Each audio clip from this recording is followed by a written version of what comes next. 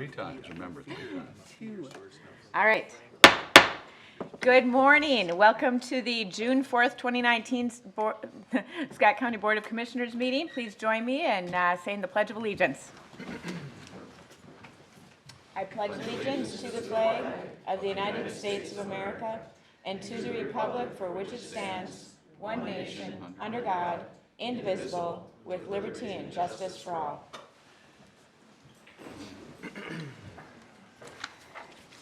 We have been notified of one amendment to our agenda, item 5.10. The approving of payroll processing actions has one amendment to add a volunteer under item 16. I think everyone's received a copy of that amendment. Are there any other additions or amendments to the agenda? Madam Go ahead. Chair, I will move the agenda as amended. Second?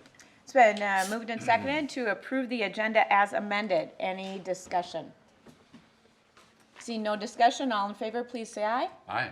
Aye. All opposed, same sign. Motion carried.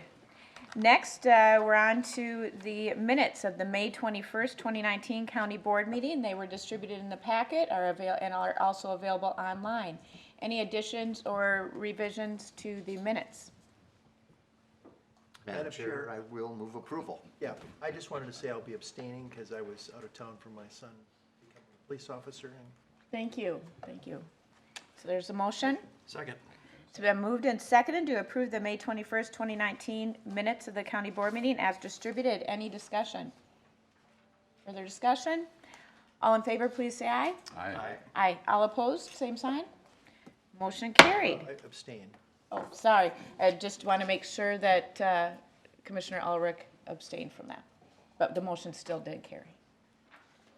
On to the part of our agenda where we recognize interested citizens. If you're here for an item that is not on the agenda and would like to speak to the board, please approach the podium now. We are limited to 5 minutes per person and per subject.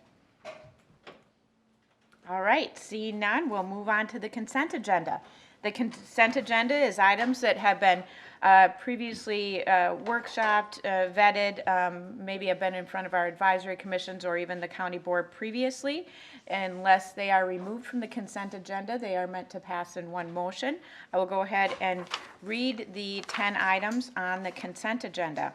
Item 5.1, to approve the preliminary and final plat of Doucette Second Edition, consisting of one lot on 11.5 acres. Paul and Cheryl Doucette, applicants and property owners in Section 28 of Louisville Township. 5.2, to approve an amendment to the conditional use permit PL 2019-00 to expand the permit area and construct a building for indoor storage rental. Paul and Cheryl Doucette, applicants and owners in Section 28 of Louisville Township. Approve the request for an interim use permit, Adam and Crystal Betcher, applicants and owners, to add a detached accessory dwelling unit at 27290 Vergas Avenue in Cedar Lake Township. Item 5.4, to approve grant agreement amendment number 1 and receive funding from the Minnesota Department of Health for the 2019-2020 Public Health Emergency Preparedness and Cities Readiness Initiative grants. Item 5.5, to approve resolution number 2019-084, authorizing final payment to SM Henches and Sons Incorporated for the construction of paved crossovers on Trunk Highway 169. 5.6, to adopt resolution number 2019-086, awarding a contract to Valley Paving Incorporated for the construction of bypass and turn lanes at various intersections along County Highways 8 and 27. Item 5.7, to approve the appointment of Joseph Thill to the Special Board of Appeal and Equalization. Item 5.8, to authorize Scott County to enter into agreements with Jaguar Communications and NetWave Broadband for the United States Department of Agriculture's Reconnect program to provide internet broadband services to rural areas of Scott County. Item 5.9, to adopt resolution number 2019-087, authorizing a letter of support for Dakota County's capital bonding request to Minnesota Management and Budget for a regional household hazardous waste collection and recycling facility. Item 5.10, to approve payroll processing and personnel actions as amended, and that is the consent agenda. Madam Chair, I'll move the consent agenda as you presented it. Second. It's been moved and seconded to approve the consent agenda as presented. Any discussion? Further discussion? All in favor, please say aye. Aye. All opposed, same sign. Motion carried. Next, we're on to item 6.1, presentation of the Spirit of Scott Awards. We have Greg Wagner here from the Spirit of Scott Committee to do that. Good morning, Madam Chair, Commissioners. While Deb's switching over to the, oh, there we go, Ariel. I'm here to present or recognize the nominees for Q1 of 2019 from the Spirit of Scott Committee. We had over 60 nominees in the first quarter of 2019, and our group selects those that we feel go above and beyond of those nominated. On the screen here, you can see the four winners. The first two are Amy Melby and Maria Samuelson. Amy and Maria work at Marshall Road Transit Station. A caller there said there was smoke coming from an outside trash can. Maria went to check it out, and a few seconds later, Amy grabbed the fire extinguisher by the door, extinguished the fire in the trash can. We assume a rider put a cigarette in the trash can, but thanks to their quick response and action of their customer service area to investigate and respond the incident, they avoided a worse situation. Troy Beam was nominated 3 times this quarter. We apologize, Lisa Fries had taken the picture of his nomination, but we used an older photo. we didn't get the photo. Troy, in working through the fleet plan, learned last fall that Ford was changing the Explorer body style. This would be at a cost to the county of about $8,000 per vehicle.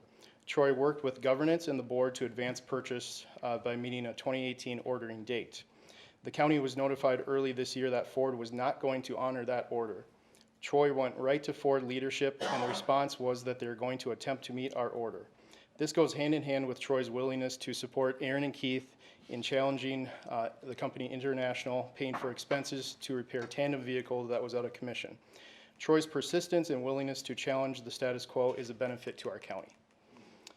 Lastly, Megan Mouvet was nominated by Jessica Furlong. A huge thank you to Megan, who went above and beyond to protect one of Scott County's most vulnerable little people.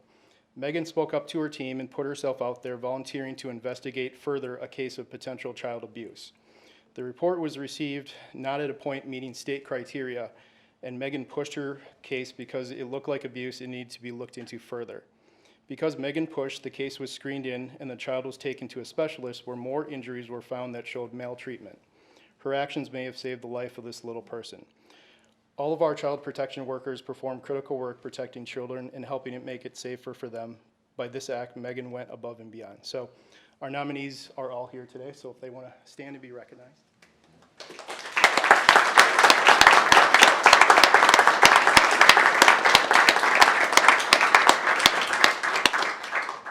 And then lastly, just a reminder, an email went out a week or two ago. Next Wednesday, June 12th, is the Spirit of Scott annual summer cookout. That will be from 11 to 1. Due to the construction, the new location is the parking lot north of the LEC, so we invite you all to attend that. Wonderful, thank you. Any comments or questions for Mr. Wagner? Just want to say that I've recently joined that committee. It's really fun and rewarding and wonderful to see all the nominations, all the amazing things that our employees do, from putting out fires to saving lives to saving money. The people recognized today really did some great things, but so did the other 80-some employees who were nominated. So thank you. It's a great program. It's really wonderful to see. All right, on to 6.2. Kate Sedlacek will be presenting to adopt resolution number 2019-081.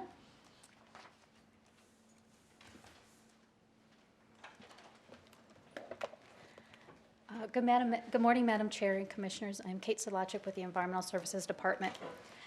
2 weeks ago, our office received notice from the State and Quality, the Environmental Quality Board, that a petition had been filed with the state for the YMCA project and proposed road upgrade. Once staff got that notification, we immediately pulled the YMCA CUP approval process as required by the state to make sure that no approvals were happening while we were in the process of determining an EAW. The state then contacted us and let us know that Scott County was delegated as the responsible unit of, or the responsible government unit to determine the need for an EAW for this project. The staff does, or the state has criteria to help us make that determination. And Deb, can you? Thank you. So first, we needed to look at the project and compare it to existing mandatory EAW and EIS categories. Second, we needed to look at the project for potential significant environmental effects. So we needed to look at the project's type, extent, and reversibility of environmental effects. Were there cumulative potential effects? C basically means, are there permits that are in place that could mitigate any environmental effects? And D is, are there studies that have been done that would help us anticipate or control any impacts? So staff got to it, and the first thing we did is we took this project and we compared it to those categories in the EAW and the EIS, such as land conversion, campgrounds, entertainment facilities, and groundwater appropriation. And we found that the project did not meet any of those mandatory thresholds. The next thing we did is we looked at the project again. For the second one, we looked at the project again and the comments that we received in the petition very carefully. Went through each one of those and prepared a comment, and you should have in your packet a list of all the comments and responses. The petition focused mostly on effects on the aquifer, animal units, and surface water drainage and wetlands. This project will be located in the Prairie du Chien aquifer, which is not a sensitive aquifer for groundwater quantity. Also, we contacted the DNR, and we know that a water appropriation permit will be needed from the DNR before any wells are drilled. And if there are any issues with groundwater interference, this will be a DNR issue. They'll handle all complaints.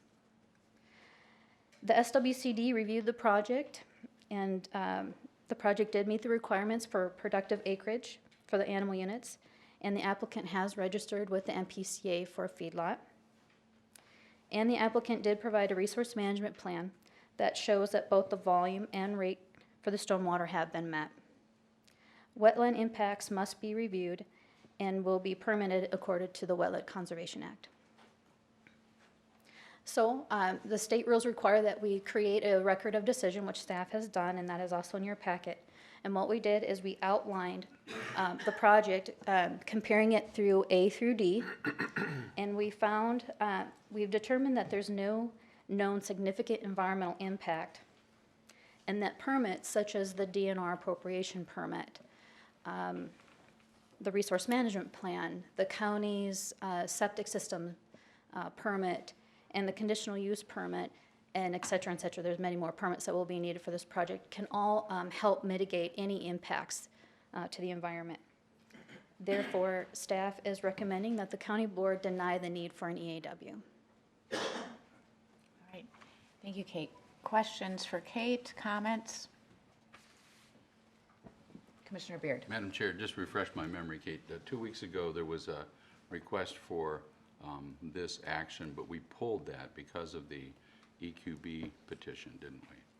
Correct, Madam Chair, Commissioner Beard, correct. Yep, that is the rules that, it's called the clock stops ticking as soon as that petition was filed. Okay.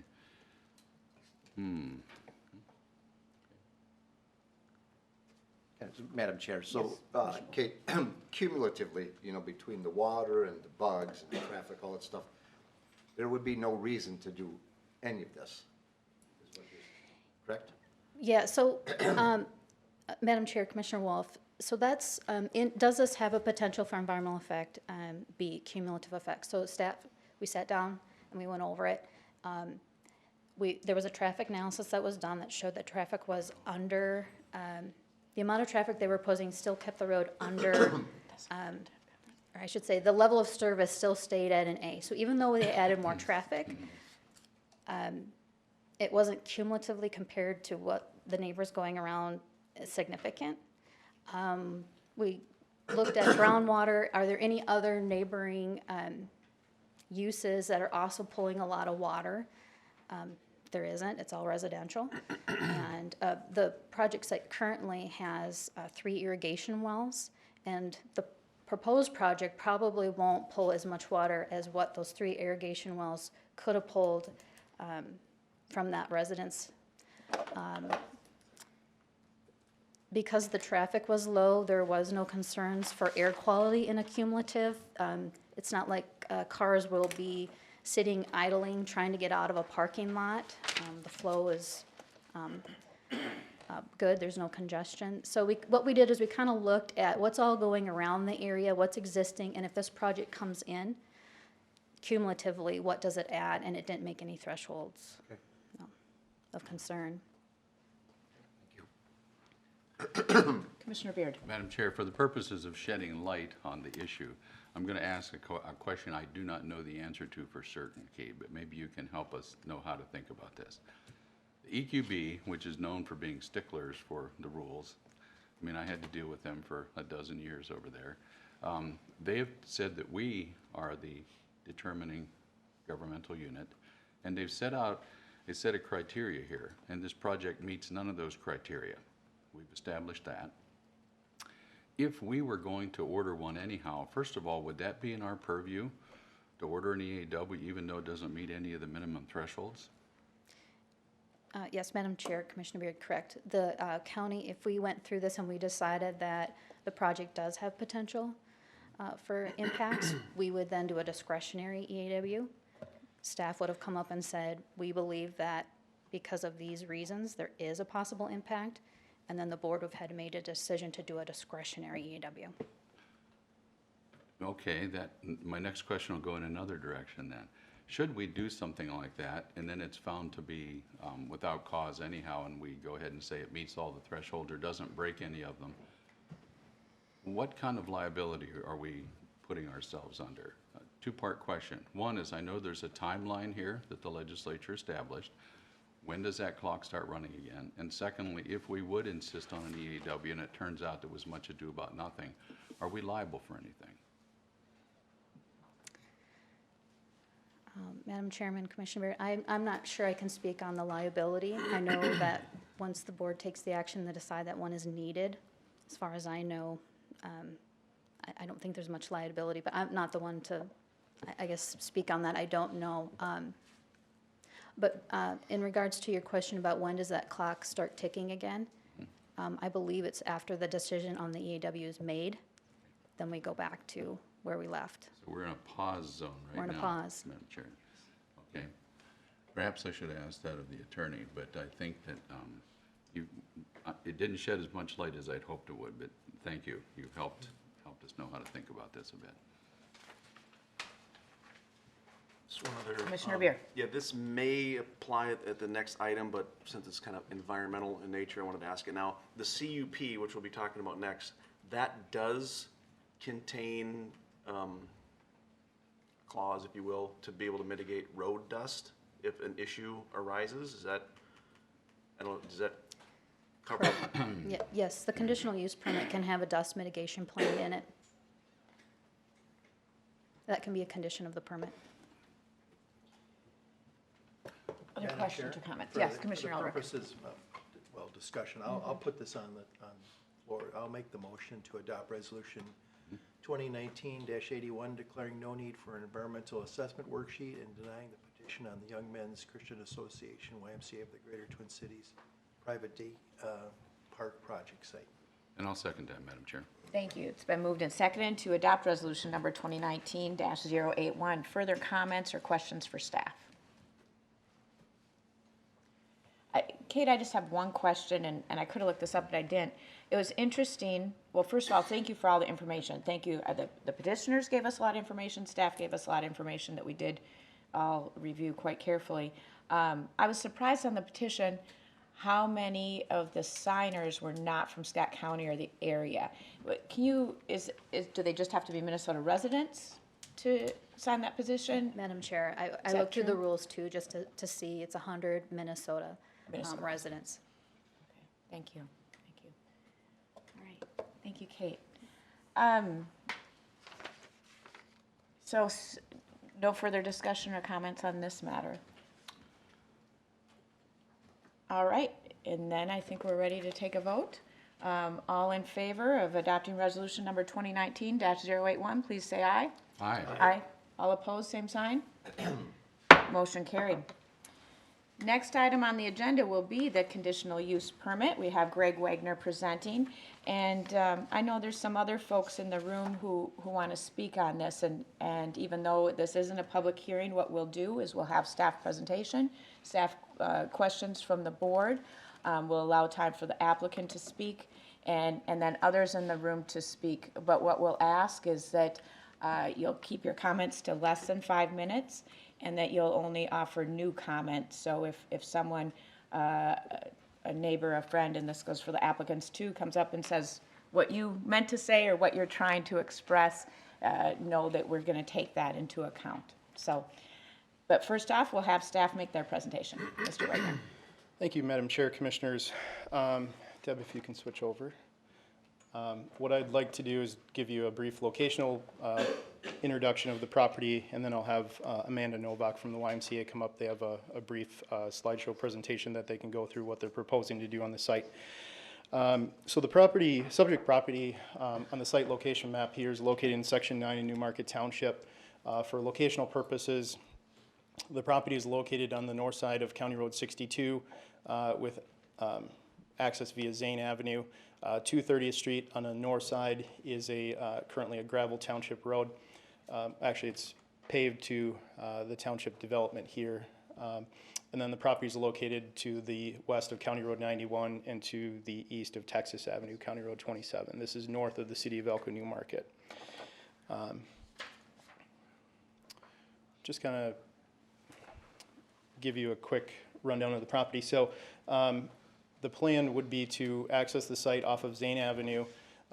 Much of the site is open pasture land on the south and on the west side. This very west part is wetland. There's a drainage ditch coming through it, so this is kind of not usable. But then majority of the property on the north, you can see there's a few private lakes, and it's a heavily wooded site. The property owner has a home and a small cottage and some accessory buildings on the north side that the Y will repurpose for their use. So I just wanted to give you a brief overview. What I'd like to do now is introduce Amanda Novak from the YMCA, and she'll go through what the Y is proposing here, and then I'll come back up and give you a quick rundown of what the county reviewed in this project, and then stand for any questions. Thank you.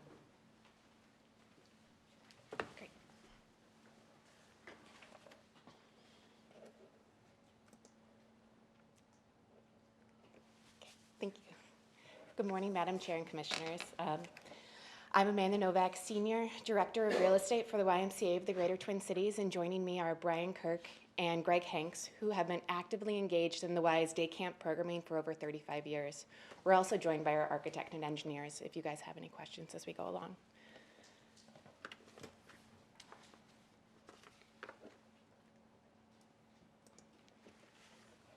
We'd first like to thank the county staff and commissioners for their attention to this process to amend the current land use associated with the Buffalo Run property in Newmarket Township. The Y has been providing transformational experiences in nature to kids and families in Scott County for the past 50 years at Camp Kitchiapi and Prior Lake. Day camp, like many Y programs, is about learning skills, developing character, and making friends. But few environments are as special as camp, where kids become a community as they learn how to be both more independent and how to contribute to a group as they engage in physical, social, and educational activities. Our day campers learn self-reliance, a love for nature and the outdoors, and the development of attitudes and practices that build character and leadership. Several years ago, with the construction of County Road 21 and Kitchiapi's water quality constraints, the Y made the decision to find a new location for Camp Kitchiapi. After an extensive search, the YMCA identified the Buffalo Run property in Newmarket Township. This is a unique opportunity to enhance the Y's current day camp operations and broaden its impact in Scott County. By preserving this natural property, the Y is able to expand camper access to lake activities and its overall programming, growing from 86 acres to 220.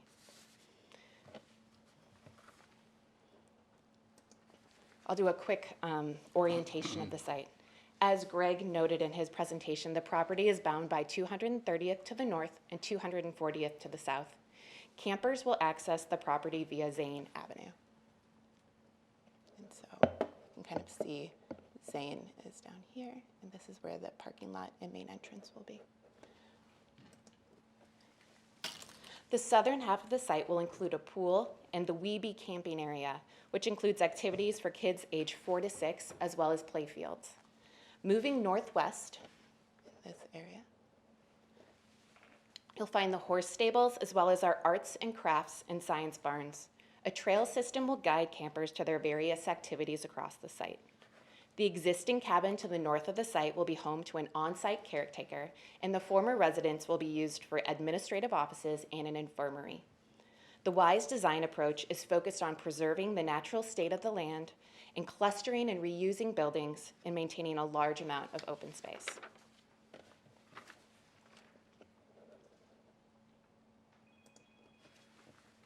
The YMCA understands that Newmarket Township has concerns with the relocation of our camp to its community. We have worked hard to listen, answer questions, and adjust our conditional use permit to address many of these concerns. With a history of 175 years of being a strong community partner and a good neighbor, we expect to be the same at Buffalo Run. The YMCA is comfortable with the majority of the conditions associated with the conditional use permit, but one condition does cause us pause. We're troubled by the limitation on the amount of kids and families that the Y can serve at this camp. The suggested county enrollment restriction, which limits campers to the existing enrollment numbers at Kitchiapi, which is on 86 acres and will be growing to 220 acres, will not allow the YMCA to serve those additional kids that we anticipate are so in need of outdoor nature-based experiences. The new day camp is designed with increased septic capacity, limited water table impact, and improved stormwater management. The YMCA will limit the impact on surrounding roads by controlling vehicle access to the site and investing a significant amount of resource into the roads and access points to bring them up to an entirely different level of sustainability. Beyond the YMCA's commitment to stewardship of the environment, the Y will be bringing new jobs to the area, many of which are available to youth growing their work experience.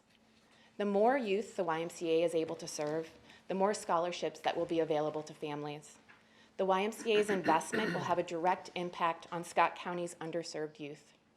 Core to the YMCA's mission is to bring nature-based programming to underserved youth that could not otherwise be able to participate in these formative outdoor experiences. We believe the current capacity proposed could cause the YMCA to turn away new campers, many of which could be from Newmarket Township and surrounding communities. The YMCA has been a good neighbor and partner in Scott County for over 50 years. We're tested and true. I would also note that many Scott County residents, including the mayor of Prior Lake, the Elko Newmarket Chamber, and a number of Newmarket Township residents, have spoken out in support of our reputation in this relocation. We hope that the county board will continue to work with the YMCA in enriching kids' and families' lives at our proposed new location by considering an increase to camp capacity and approving our conditional use request. We look forward to continuing to work together and to further pursue our partnership with you, Scott County, to serve families and individuals through outdoor, healthy, transformational experiences. Thank you. We're available for any questions. All right. Thank you, Ms. Novak. I think we'll have Mr. Wagner talk about the CUP first, and then probably we'll have some questions.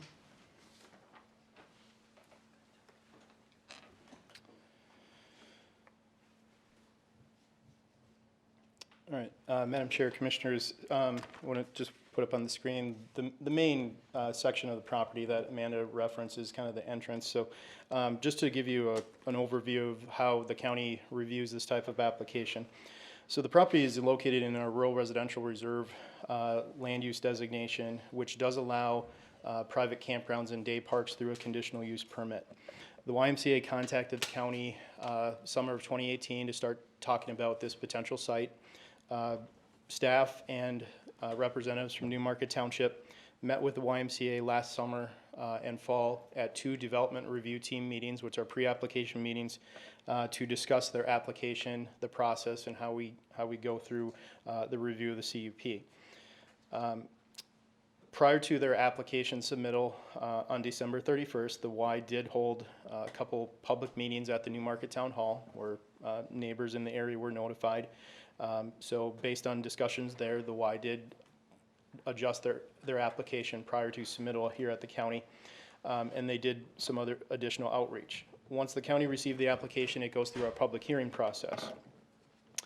Staff reviewed the applications that Ms. Solachik referenced in her previous presentation.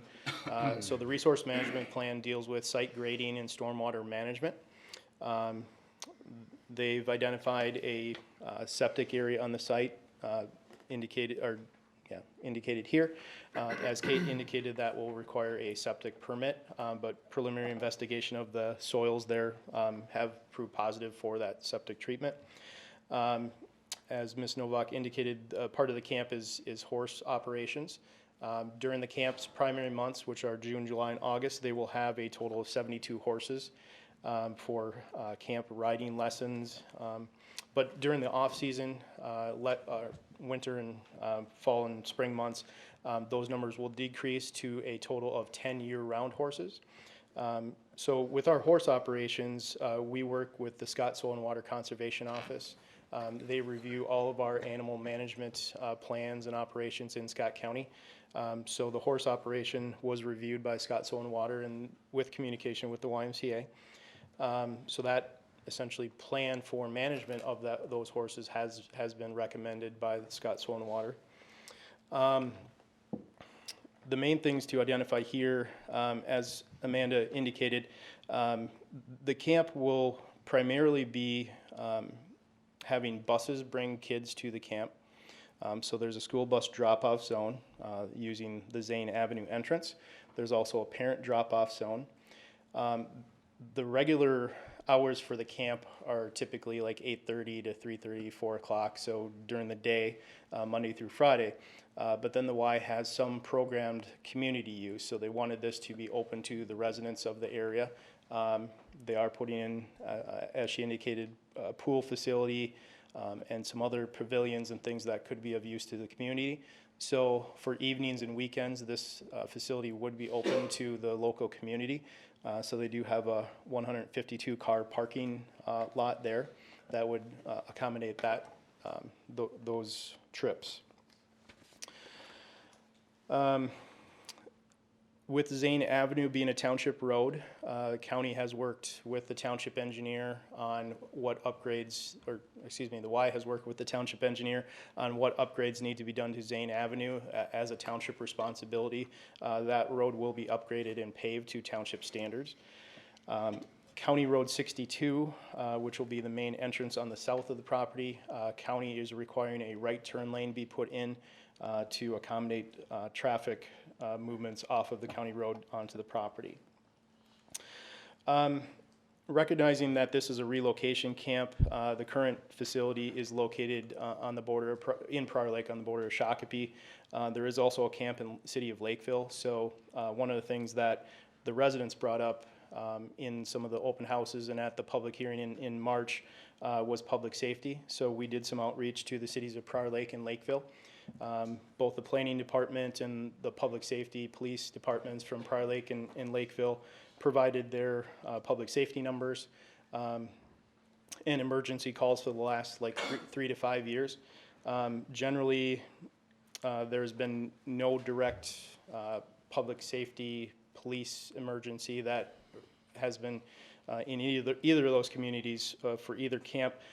Typically, it's a medical issue that is dispatched. There's been generally one major, significant medical issue that's required an ambulance at each camp per year. So from a public safety standpoint, we didn't get any negative feedback from either community.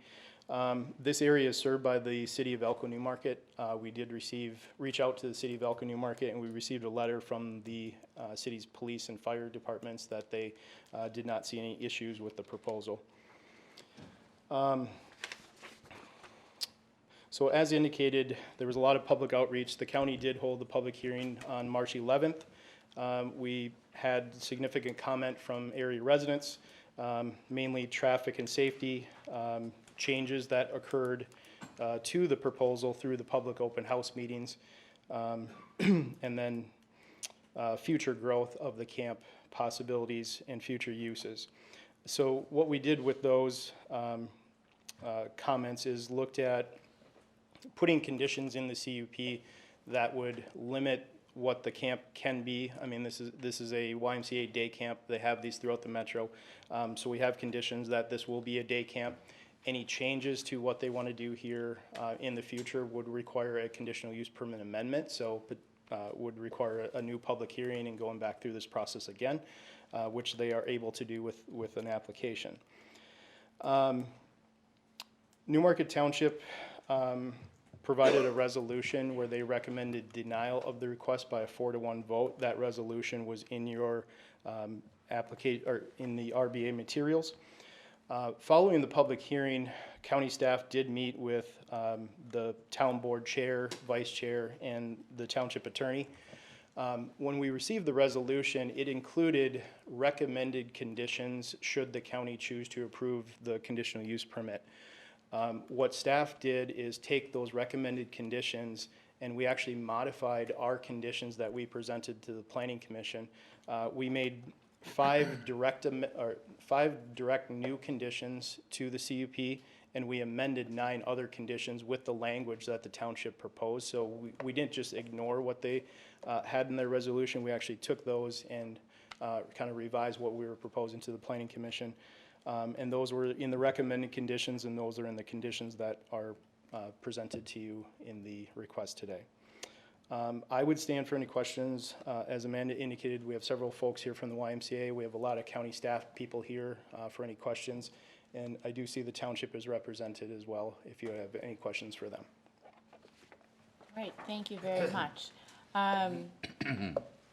Any questions from my colleagues for Greg or YMCA staff before we hear from some others? Commissioner Ulrich. Yeah, I would like to just get a context here on the number, the numbers that's been suggested for the weekly attendance at the day camp. So I'd like to ask 2 questions. What has been your weekly attendance at Kitchiapi, and what has been your weekly attendance at some of the other day camps in the metro area, like Camp Christmas Tree or others?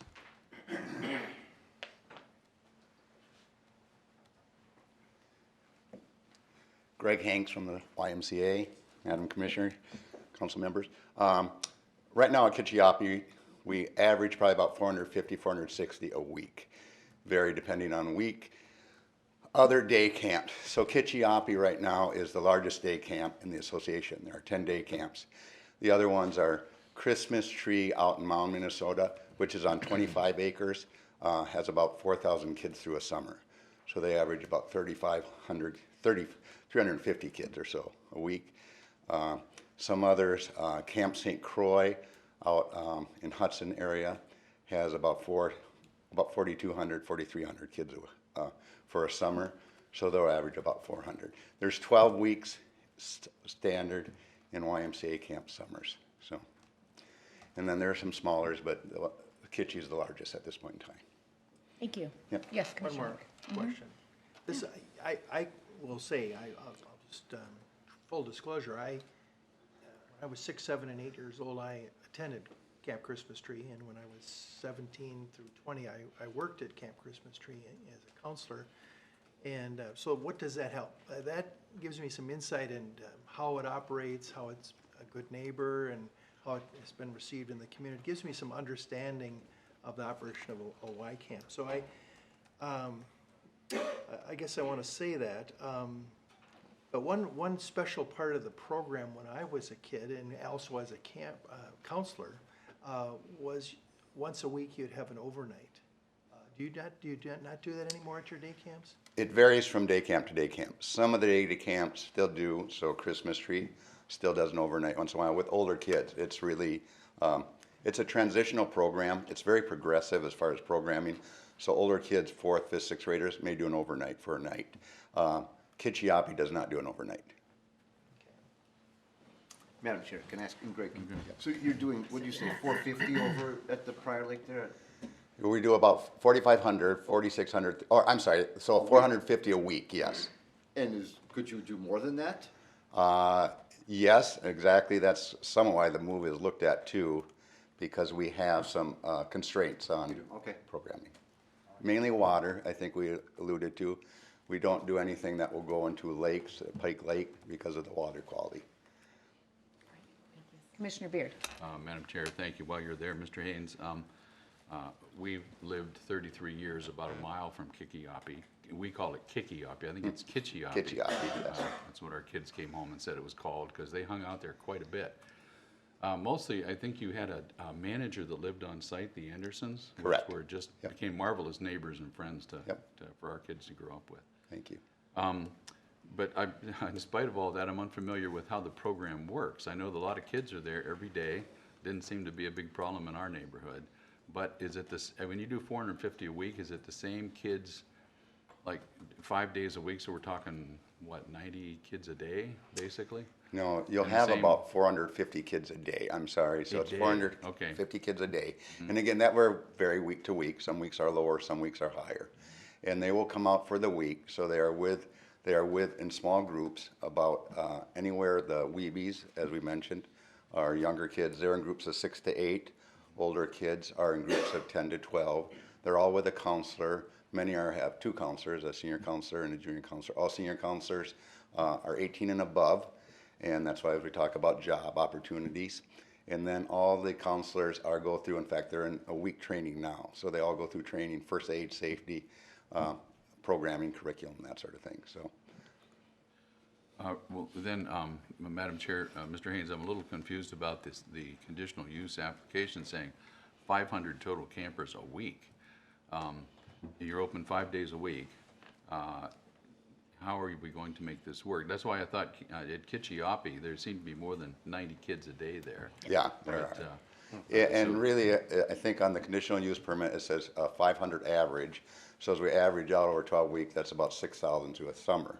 Now, the piece again, as you alluded to earlier, are we at capacity with some things? We are. There are weeks that we will have, I said, are higher, that will be at about 520 for a week. Okay. And we will have, we're at capacity, and we put a limit, we have waiting list on most weeks, a lot of weeks. So- 500 is for the week. So, And sorry, I'm Yep, just going go to ahead. jump in Yeah, real yeah. quick. Help I just want to clarify that for us, clarify if you that would, it's, please. it's really speaking to how that it was stated with that 500 number is, on average, each day, there are 500 kids for Yeah, thank that you. Yeah, week. thank you. And so I apologize if that was No. a misunderstanding. And we put that number in to give people a frame of reference of what we were serving at Kitchiapi. And unfortunately, that was taken to be seen as that's what we would be limited to. And I think it's fair to say that our first year could be 500. But with the increase in acreage and our desire to really engage the community and bring on a ton of new jobs, hopefully for young members of the residents, we can definitely look for the opportunity to grow. And that's where we're really feeling the pinch, is our ability, we're limited in our ability to grow and to be able to be responsive to the community's desire to participate. well, Madam Chair, I was reading the county staff's recommendations when they were talking about the 500. Now, when we scroll through the actual conditions here, looking to see which one it is that actually limits it to 500. Number 6, That's number 6. 500 camp participants daily. So it would be like 2,500 per week of, not kids, But they're but the same. same 500 kids 5 times. Clear, thank you.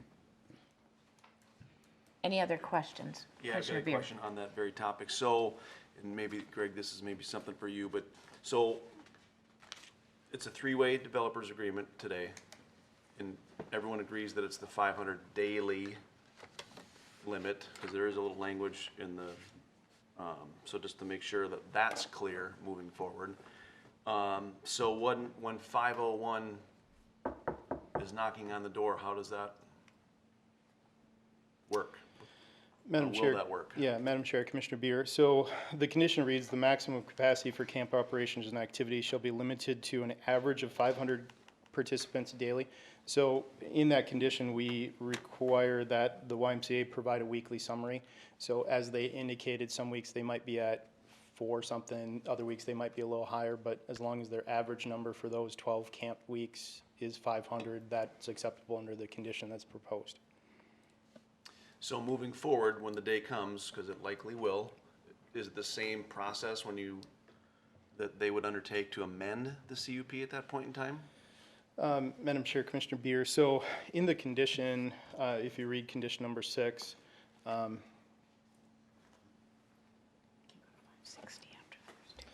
so the maximum capacity for operation shall be limited to an average of 500 participants daily the first 2 years, and then shall increase to 560 following that. So after 2 years, it will automatically adjust to 560.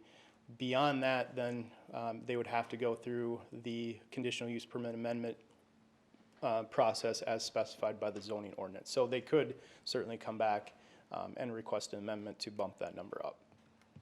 And so now I'm looking back, I can't quite see her. So now you've got, I'm just curious what your feedback is on that. Right, and I think that is where we're really struggling with this condition, in that we feel that the limitation on the number of campers that we serve is really overreaching in many ways, because we are more than tripling the size of the camp that we've had previously.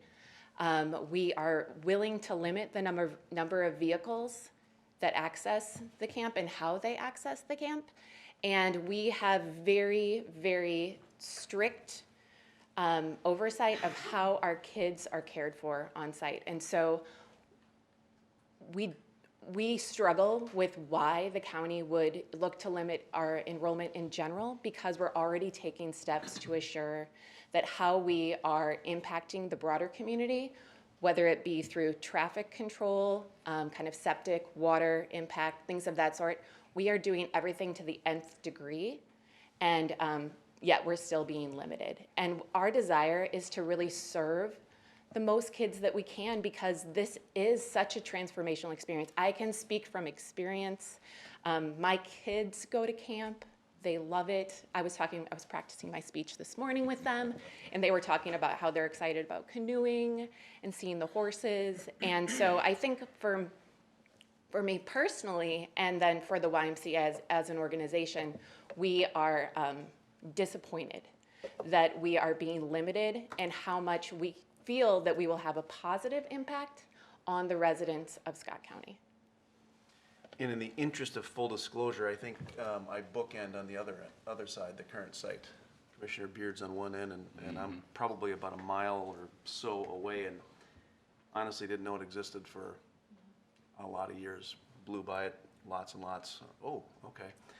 So I didn't know it was there. He's got more time in, though. I've only got 23 years on that. And I also agree with, boy, you put people in a spot to experience creation, it's eye-opening. But that's probably a story for another day. Commissioner Wolf. So, Madam Chair, can I ask, and I don't know who can answer, but maybe the township can answer this, but, and I'll maybe speak for them. I think the 500 number was derived at because this place is kind of a quiet neighborhood. You know, I don't know if anyone thinks that, but it is a quiet neighborhood. And to all of a sudden have 500 kids and dozens of buses and cars and stuff, you know, all of a sudden every summer, I think that people kind of wanted to ease into it. And I don't know if you wanted to comment on that. but- Let's allow the others Okay. to speak now, maybe. So if a representative from the township could speak, and then we'll have, let's get everybody's comments on the table so we can finish up our discussion then. Please state your name and address as you start speaking. Thank you. Yeah, Madam Chair, Commissioners, Doug Quast, New Market Township Chairman. Yeah, I can speak to the numbers. It's a little frustrating from, you know, I'm kind of neutral on this whole thing, but my frustrations come from day one meeting with Amanda, Doug DeSolt, Vice Chairman, We'd meet in coffee shops and talk about the thing. This was way back in October. And 500 was the maximum. It was always 500. I just looked at my notes the other day, it was 15 horses. That was, that was back in October. Now they're at 70 horses. So the creep in their requirements isn't really fair. It seems to me like the bait and switch. So I think you should understand that. And like Commissioner Wolf said, from October, November, December, all the meetings with January, February, it was always 500. Now it's more than 500. And I don't understand why. I understand why. I don't want to say I don't understand why, but, we want to hold them to it. And I remember a couple weeks ago, I talked to Amanda, maybe a month ago, I asked how many people were at Kitchiachi, and it was like 300 something. Now today I hear it's 450. So, do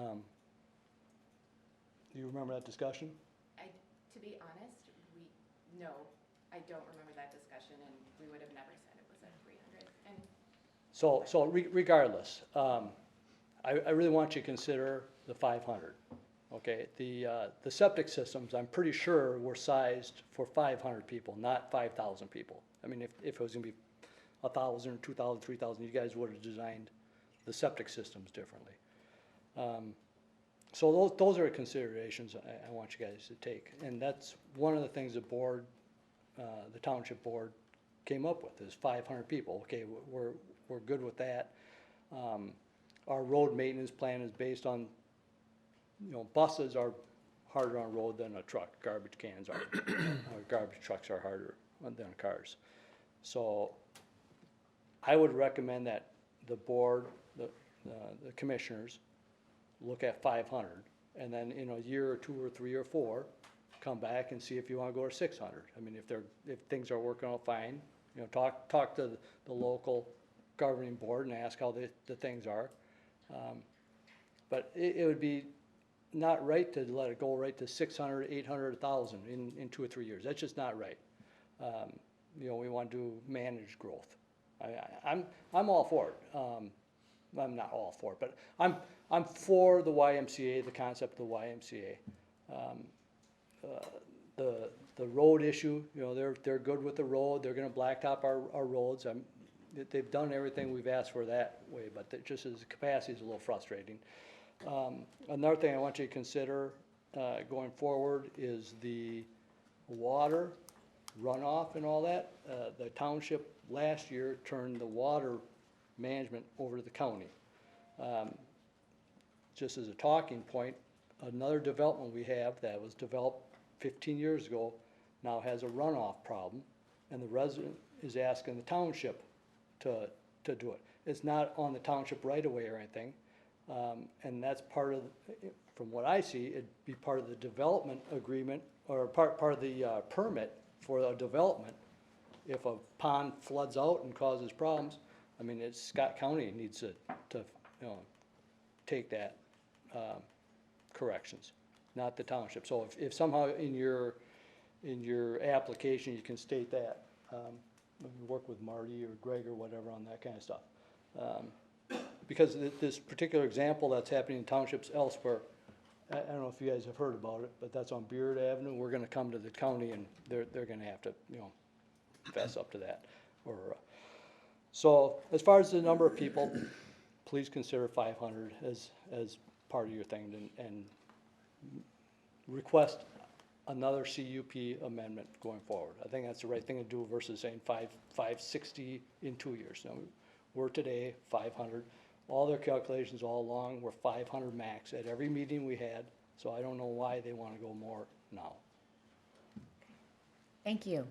Questions? Any questions for the township representative? Thank you. Thank you. If you're here to speak on this issue and have something to add to the matter that you want us to consider, please approach the podium and, thank you.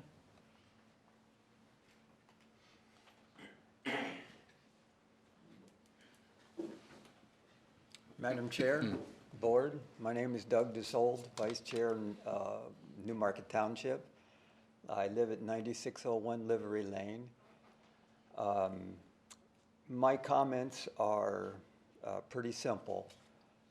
I love the Y. I'm here to represent the residents of Newmarket Township. So for me, it's not a question of whether I want it or not, it's a question of representing my residents. The residents brought to me a petition signed by a great number of people. I received some positive communication from other residents that they do want it, but it was lopsided to the hundreds signed the petition, only a few were in favor of it. So that's the reason that the board voted the way it did, because we were trying to represent the resident. That being said, I fully expected this project to go through because the YMCA and property rights have a place within the county government. But knowing that the residents were not in favor of this project, I had a responsibility to make sure that there was no negative impacts of this project to the rest of our residents. The issue of capacity, for me, is directly related to expenses. If you increase this twofold, fivefold, or whatever else, we have to make sure that our residents, who didn't want it to begin with, are not unduly burdened with additional expenses. So I feel that the Y is pushing both on capacity to increase it and keep their expenses low. One thing I do personally want as a legacy is not to leave a project that's going to burden my residents so that when 10 years down the line I'm done with this public office, the residents are going to say, well, that guy stuck us with a lot of expenses and a project we didn't want. So I would ask you to make sure that our residents are not unduly burdened by this. Either limit the capacity or give us a reasonable consideration for our expenses. That's my position. And thank you very much. Thank you. Would anyone else like to speak on this issue? Go ahead. Yep. Just need to approach the podium so all the millions of people watching on TV can see you. We just ask that you limit your comments to 5 minutes and that you add something new. I am Ken Duray. I live on 23656 Zane Avenue, Lakeville, Minnesota. I actually live, that's my driveway right here. I sit on the top of the hill overlooking all this. You're talking about the 500 children per day. I'd rather live next to a school. At least they're closed during the summer. Anyway. One point is I'd like to make is that, again, every meeting that I've attended, the 500 people, the children that they wanted, was what the YMCA continuously stated, no more than 500 people. That was their position from the get-go. The original proposal, that DRT that they did sometime in August, again, 500 people. That's what they came with to the table. They came and said, we want 500 people. It's not like all of a sudden now, why do they want more? Well, because they're in the position where they can negotiate with you to get more people. We were also told one of the other meetings that it was, we were informed basically that there is no checks and balances when it comes to this.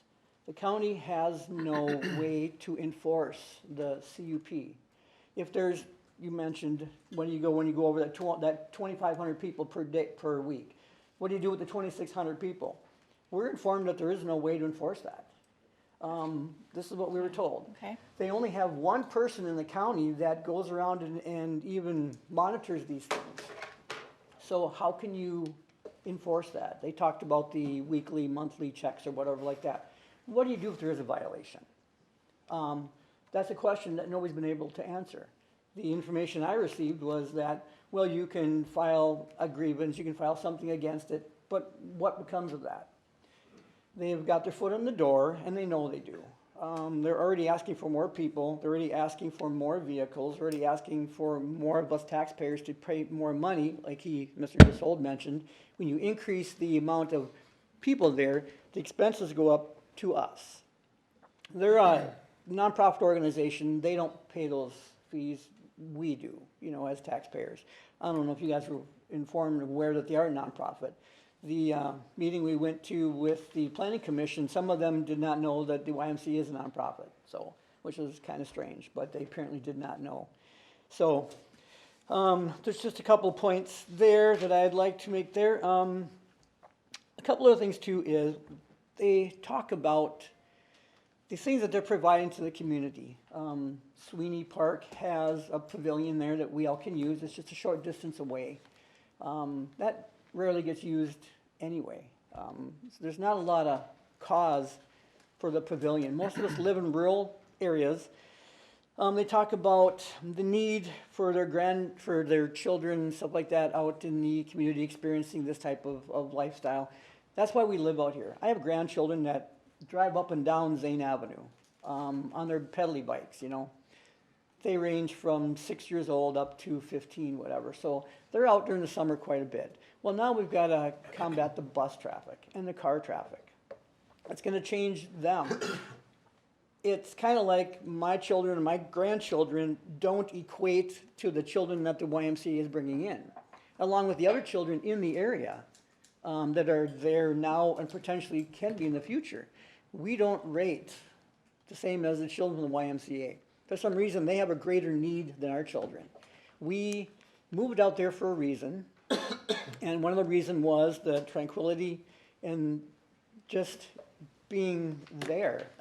I got up this morning, I was sitting outside watching the birds, and I'm thinking, this is the last time I'm probably gonna be able to do this, because once this thing goes through, Zane Avenue will be tore up, and it'll be, anyway, it'll be devastating. Okay, now back to some of these other things now. You talked about the MEQB. The MEQB statute indicates that citizens groups can file a judgment action if the RGU fails to address certain impact study things. The proposed, again, thing about the septic is a potential there. Yes, sir. I'm just saying there's 1 minute left. Sorry, I didn't I'm mention sorry. that housekeeping. Yeah, and then also there's another thing, there's the Minnesota Court of Appeals that just came out yesterday. It was from the INRE application from the Enridge, which indicates their situation was reversed and remanded due to failure to take into account some impact studies, dealing with the EIS and EAWs in that particular area. They determined it was arbitrary and capricious, and we have kind of discuss it a little bit, and we feel some of these things are also arbitrary and capricious. We have been in contact with an attorney who is considering this case for possible litigation against the county, the township, wherever this may go, just so you guys are aware of that. I could go on and on more, but, you know, my time is up apparently, so. Okay, but yes, just please consider those things as just being a resident of the area.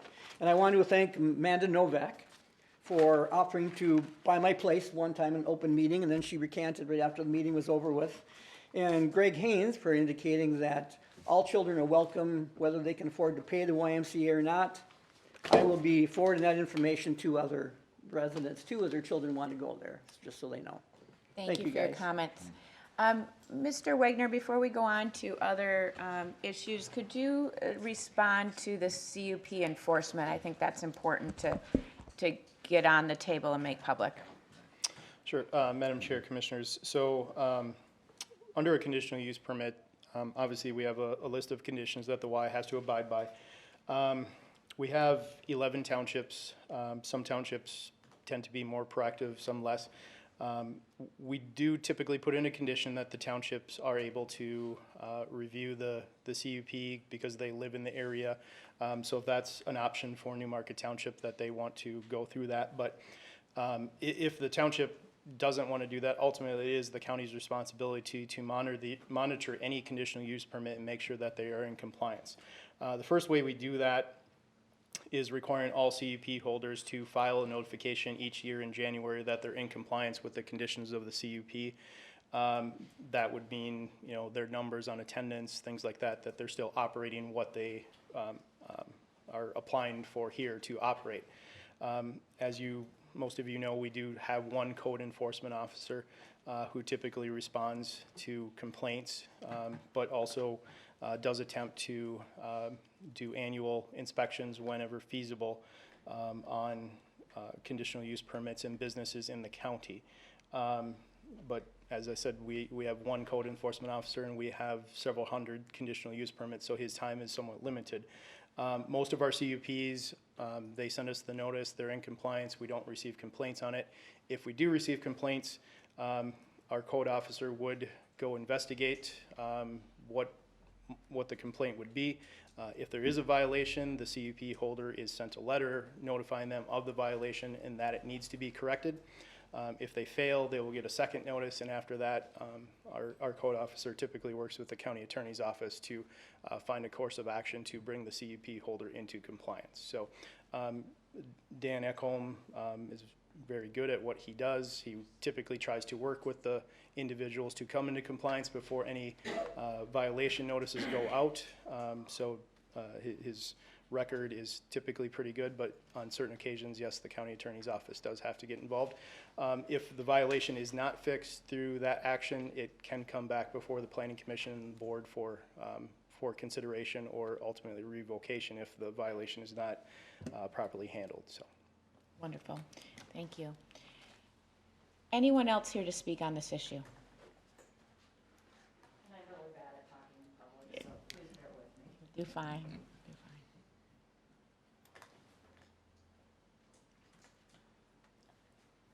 I'm Teddy Bagley. I live on Zane also, 23720 Zane Avenue. And Madam Chair and Commissioners, one of the things that I keep seeing glossed over in all of this is everybody's talking about the project and nobody's talking about Zane Avenue. That was part of our petition, which also wasn't really talked about. When you come down that road, there is a DNR holding pond on the east. In order to expand that road, they are going to have to destroy that pond. When I asked someone, they said, well, the water will go into the property on the west, which is Mr. Manning. I am next door. At this point, I'm the lowest spot. All the water comes down through Thompson's, Kvorik's, through DeRay's, onto my property. You can go out there now. I look like I live in a lake. When you take that pond out that slows that water down and it goes into Manning's, I'm lower than Manning's. So it's either going to stop the flow of the water out of my yard or it's going to increase the water in my yard. And because the owner of this property prior to Kvorik put a dike in the back of my property at one point trying to stop the water doesn't flow out either. So now you have water everywhere that is not controlled. And I have asked this question, I have asked what the plans on the road are, and I have been denied that information. So this is a big concern. I've invited people out to see it. I can stand at Dick Thompson's in the road and it's raining and the water comes over the road into my property. Doesn't even go down to the culvert. So now you're gonna take out a very large DNR holding pond. Where do you think that water is gonna go? So that's my concern. Mm-hmm. I know that's personal. But we had to put a culvert in ourselves at one point because the township wouldn't do it a few years ago because it literally destroyed the road between Ken and I, so they couldn't get home. But now you're going to put another culvert in, so I've got water coming both directions. So I would really like to know what somebody's design is on this road. And I have told people, you flood my house. I have also a 500-gallon oil tank and a septic 80 feet off that road. And you flood that, I will be the one who will be suing you. Great.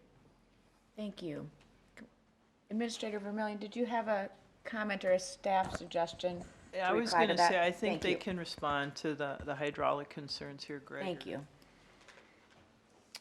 Madam Chair, Commissioners, I'm going to invite Megan Tasca, who's our water resources engineer. Just so you guys know, Megan, she reviews the project plans for conformance with Chapter 6, which is our stormwater grading section, and then also works in conjunction with the township engineer who reviews Zane Avenue and the drainage along there. Madam Chair, Commissioners, I don't know, can we get an aerial photo up maybe of the site here? Greg, do you have a better? Sorry, just one moment. Oh. All right, so I believe that the wetland area that Teddy is concerned about, that she's referencing, is this pond area right here. This area is not going to be disturbed as part of this project. It will still remain a wet area. It's not a DNR protected wetland. It is private. It is actually covered by drainage and utility easements currently. Some of the drainage along Zane Avenue will be altered and actually is proposed to be directing less water at Ms. Bagley's property. They are proposing a series of holding ponds, filtration basins. They're controlling rates and providing filtration for water quality. In general, we feel that the drainage out here will be greatly improved after these improvements. Currently, Ms. Bagley does receive a large amount of water coming through a culvert at her property. So, if you have any questions, I can certainly answer those, but they Megan, have which submitted. is her property again? Miss Bagley is right, this is her right here. Correct? Yes. Yes. Any questions for Megan on drainage? Commissioner Beard? Megan, related to, so if we do nothing right now, Ms. Bagley is in a mess. Yes. If this road is improved, you're asserting that there is potential for a great improvement in the mess that she's in. Potentially, yes. Is it going to completely absolve it or just improve it, in your estimation? There will still be some drainage going under the existing culvert on the road. They are not proposing to Sure. alter that culvert. Okay.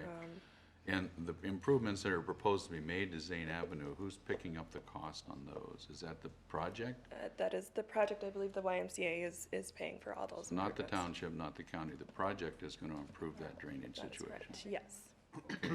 Okay, thanks. Thank you. All right, anyone else in the audience who wants to speak on this matter? Thank you.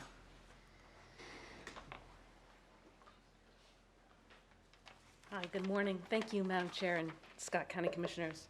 My name is Teresa Kavoris. My husband is in the audience, Stephen Kavoris. We live at 8535 230th Street East in Lakeville, and that is the site of the proposed camp. I am here to speak to you today as a property owner and as a mom. This has been our home for 19 years. We raised 5 children on this wonderful piece of heaven, and it is a piece of heaven, I'll tell you right now. Most recently, our 2 finished their freshman year of college, left the nest, so it is just the 2 of us. There isn't enough time to really tell you how much this land has enriched our children's lives. We know the potential it could do for other children as well. We moved here with purpose. We wanted our children to experience the childhood that we had 50 years ago. No video games, going outside, getting dirty, catching frogs, salamanders, minnows, crayfish, spying coyote, fox, osprey, eagles. The amount of wildlife we have on that property is invaluable. Ask my kids any summer day while they were growing up what they wanted to do, pack a lunch with a backpack, go and hike our own property, look for owl pellets, look for bones, wild animal bones. I mean, this is what we did all summer on any particular day. We raised cows, chickens, horses, goats, ducks, cared for sick animals, released the ones that we could when it was possible, gathering eggs, planting vegetable gardens, pumpkins at Halloween time, harvesting and selling corn on the street corner. I mean, it was just so much fun. Sledding, canoeing, fishing, camping out, appreciating and learning to respect nature and its life cycles. And who can forget the chores? Because 222 acres comes with a lot of work. And we have put in a lot of work in the last 19 years. When it was time to hang with their friends as my children grew older, guess what? They all wanted to come to our house. Not only to enjoy what the girls enjoyed, but to help them work. And this was the most amazing thing. They all loved it. They loved being outdoors, using their muscles, getting something done worth doing instead of sitting around at home, their own homes, watching TV and YouTube for hours on end. We're getting older, my husband and I, and without the extra hands, 220 acres is a lot, and it's time for us to downsize. The thought of large homes and a development crowding this incredible piece of property with the beautiful hills, the woods, the gorgeous open fields. Just wasn't in our heart. This property is not suited for housing development, and it would be a crime against nature to put one there. And I guarantee you, if you have ever been there, or if you ever want to go and stand on one of those hilltops on that piece of property, that land can swallow easily 500 children. You would not know they are there. When they proposed this day camp, the YMCA, it seemed surreal. How grand it would be to keep this wonderful property raw and intact and provide an opportunity for other children who might live in townhomes, small lots, or inner city to experience what our kids were so fortunate to experience growing up. The YMCA, they get this. It is what they do. It is what they have been doing, and they do it well. As sad as we are to leave, and I mean devastated, because it is a little piece of heaven to myself, my husband, and my children. This is the perfect scenario. Our property is clearly zoned for day camps and overnight camping. We know that because we researched it when we bought it with this little inkling in mind, maybe we'll put a campground here. How fun would that be to own your own campground? The YMCA camp is the best use of the property and personally our own peace of mind. We believe others in the community would feel the same when we had that thought of the YMCA Boris, taking I'm sorry, I have to give you a 1-minute warning, okay? We wouldn't Just to want be to fair. preserve, who wouldn't want to preserve green space and get today's youth away from technology and the stressors of social media and get them outside and in nature? What a great summer employment opportunity for our local kids. They need one counselor for every 12 campers. That's a lot of employment. Let's get our children back. When people ask, what is in this for us? How about the future of the youth of America? Simple question, simple answer. Thank you for your time and attention. Thank you. Before we ask some more questions, discuss, anyone else to speak on this matter? Yes, sir. Hello, Commissioners. My name is Mike Manning. Can you put that map up there real quick, the one that shows the red lines around the property? Thank you. So just a little bit of background. My wife and I, Sherry, we own the 40 acres that is right at the end of my finger, that little square there. So we own the majority of the Zane frontage road that'll be affected by this development and the increase in the road. We moved in the area, I was trying to do the math, I think it's 25 years ago now. We live on County Road 27 right now. We bought that property a year and a half ago. When we first moved out there, you could walk and ride a bike down Texas Avenue without ever worrying about it. If you did it now, you'd be dead in 5 minutes. There's so many cars on that road. We've lost 3 dogs, many cats, to kids texting and driving and things like that, and it's a nightmare, and we wanted to get off there, which is the reason we purchased this property. And now, not even a year and a half later, here we go again. I mean, I like the Y. I've had kids there. I've worked there as a youth. I think the Y is great, but I don't think this area is ready for that traffic. 500 kids a day is a lot of diesel buses, and if you've ever been on Zane Avenue, it goes uphill for the first, I don't know, a couple hundred yards, and those things are going to be revving their engine going wide open. I've got neighbors that can't get up that road in the wintertime when it's icy. Teddy? I mean, I'm not against the project. I think that putting this camp there and doing that 240th Street and Zane Avenue is so quiet. People come and park on that during the day just to walk the road because it's like the only place you can do that. It's got wide enough shoulders. They don't have to worry. You could go there now and there'll be 3 people walking on the road or biking, riding horses. That's all going to stop. Zane Avenue, I eat lunch there about 3 times a day. I park my truck in the yard. I work on 27. I just come and eat lunch. I love listening to the birds. I can walk down that gravel road. There's nobody there. There's no cars. And now, with this, are you kidding me? That's like, this development is like putting a Burlington Northern freight train right down Zane Avenue compared to what it's like now. We don't want it. We don't want the traffic. I don't have a problem with the Y, but my God, they have access on another road. Use it. Why do we need to come in this way? And maybe my comments are way too late for this, but I just don't understand it. Yeah, the majority of the flat land is on this end of the property, but they can get in from the other way. There's other accesses that are less disturbing to the neighborhood. I mean, I have one question too, and I don't know who can answer this. And I have a question about the road easement, and I know they need to upgrade it to 66 feet. I know there's a platted easement of 33 feet on my neighbor's property on the east side, but no one has established that Zane Avenue is indeed 33 feet wide as it stands. I don't believe they have the access they need, and they're trying to slide it through without even going through the proper channels. I have a letter in my back pocket from the county attorney and the road engineer that says they don't know how wide the road is. And now we're just gonna approve this. Do they need that road easement for this conditional use permit? That's my question. Well, we'll have staff address that. Okay. So do you have anything else? I think they've done everything the wrong way. Engaging the community, the meetings that were happening with the township members that are no longer on the board anymore, that were happening in secret, none of us even knew about it. We weren't notified. Those first meetings were raucous, and I remember seeing your face. You were scared to death up there like she was gonna get mauled. People don't want this in the township. If you do approve it, by God, do not change those conditions that we as township members have asked for. Because this is like abhorrent to that neighborhood, this level. They're gonna destroy the thing that they claim is so great. It's so nice and quiet and peaceful now. What is this bus traffic gonna do?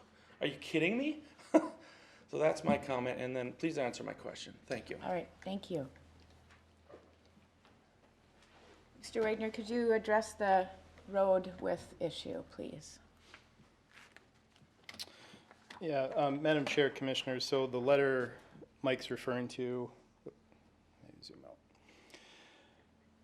So this was an issue, and apologize for my drawing up in the corner of it. I was trying to sketch it out as well. So this is a letter, when we met with the Y at the DRT meetings last summer to start talking about this project. As Mike indicated, the property does have access off of 230th, which is where the existing home is. But looking at how they're going to develop the site, coming off of County Road 62 on Zane Avenue was identified as the main primary entrance to the property. So that was an issue that the county did raise, for the Y to figure out with the township, since Zane is a township road. So this is a letter just to reference that the township put together. What they indicate here, they talk about Becker Addition, which is the first two lots here. That right-of-way was dedicated on the east side of the road. And then the only other comment they have here is that the township did confirm that for the past 6 years, Newmarket Township has been continuously maintaining Zane Avenue, which under statute does constitute it as a public road. So we identified this as an issue. We know the township engineer and we believe the township attorney had looked into this, and hence the letter, which is dated January 8th, 2019 to the Y. So that was something that the county's understanding had been worked out with the township and the YMCA, because Zane Avenue is a township road. Could you show the rest of the letter too? And we do have this letter in our packet. Yep. So the backside just references the statute related to continuously maintaining it for 6 years under the statute. So. Thank you very much. Anyone else to speak on this issue? May I address that statute real quick? I have a question. Can I do that? You have to come to the podium, please. You didn't really answer my question, though, whether they needed the easement for the conditional use permit. I didn't get an answer to that question. Let's let this gentleman speak and then we'll come I back just to have a that. question to that statute. You're talking about that 160.05. They claim that because they've been maintaining this road for 6 years or more, that they can actually claim it as a township road. Well, unfortunately, for longer than 6 years, for the 20-plus odd years I have been living there, I've been maintaining that road. I plow it, I grade it, I've even spent money and gravelled that road. Do I have that, is that my road now too, because I've been doing it for more than 6 years? I have a job where I have to be able to get out. The plow truck and those people don't come, it might snow, on a Wednesday, they might come out on a Friday. I work in a job where I have to respond quickly. I need to be able to get out. So I do plow that road. Most of the times in the wintertime, that road is plowed before the township even gets there. I maintain it, I grade it again, and I also spend money on graveling it myself. Because it gets so poor when it's wet that you gotta fill the holes with gravel. I spend my own personal money on that. Do I have access to that road? Is that my road? I think mean, that's it's- something It's a to question. take up with your township, who has the jurisdiction over that road. Well, I'm just throwing it out there. Thank you. All right, and I believe the question about the road is that there is an easement of 33 feet. The road's been maintained as a township road, so by statute, There is not 33 feet. It says it right in that letter. If you read the last sentence, read it please, out loud. Because it doesn't say 33. They don't even know how wide it is, and that's what it says. the easement is 33 feet. The road itself, they can't confirm the So amount. how do we get to 66 feet then? We don't. And that's my question. Can you approve this without their access to the property? So maybe Ron could answer. Jim Hench is the county surveyor, but quite typically a township road is that 2-rod, 16, it's the 33 feet, the 66 feet. And if it's been maintained, the assumption is that it's the 66 feet in width. And that has been a ongoing assumption for years in the road world, in the road industry. And so as long as they've maintained it, it's assumed at the 33. Typically, if a plat or something comes in, then we confirm it through the plat process. Marty, do you have anything to add there on that, or?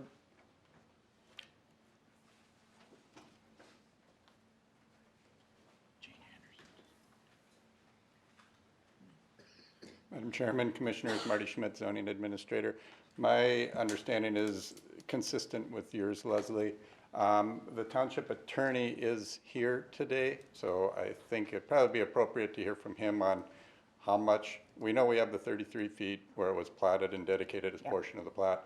How much is there by occupation? I think the Township Attorney would be the best one to answer that question. Thank you, Mr. Schmitz.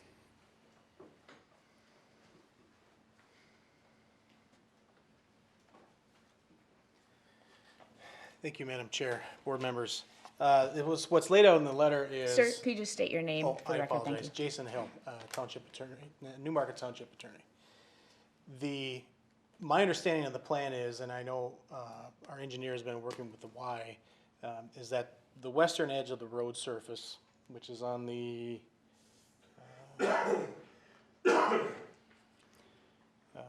which is on here, the western edge of that road surface is going to be maintained. And then if they need room to expand, they're going to expand over into the 33-foot easement that's in the dedicated portion of the property. So that western edge is maintained, there's space beyond that, beyond the road surface, that the town regularly maintains for snow plowing, drainage, whatever else. That distance is also part of the road per 160.05. We can't say exactly to the inch where it is. That's kind of the nature of that statute. But as long as we maintain that western edge of the road and we continue to maintain in the same fashion, we won't be encroaching any further onto the west. And the expansion, my understanding and what the Y's been working with and what Cal's been working with, if there's a need for an expansion of the road, it would be to the east into that easement. Great. Thank you very much. Thank you. All right. Thank you for your comments, everyone. Commissioner Beard. Maybe my question's for Marty. Related to this, in the future, if that 40-acre parcel was ever platted, or at what point in the future would an easement be codified, made legal, put into a legal description? Madam Chairman, Commissioner Beard, correct. If the landowner would come in and choose to subdivide that property into additional lots, he would need to plat, and part of that platting process, he would have to dedicate right-of-way along Zane Avenue to the township. And then it would be clearly established, the right-of-way would be clearly established through the plat. As per township rules, which would be what, 16 and a half feet or something from the center line? Typical township road is 66 foot of 66 would be right-of-way. 33 Yes, feet, yes. 33 feet either side of center. Absent it not being or delineated anywhere that there is an easement or a road or anything like that, what would prevent the landowner from going out and tearing up half the road anyhow to the property line? Just a hypothetical question. I certainly, right now, the township does have the authority to utilize where the road is for ingress, egress, for transportation purposes. They have the ability to run water in the areas along the ditches, Okay. utilities in areas where there are utilities. So that's custom and usage under state law now then? I think it's fairly common among a lot of township roads Okay. that have not been recorded or have not been platted. Thank you for helping clarify the situation.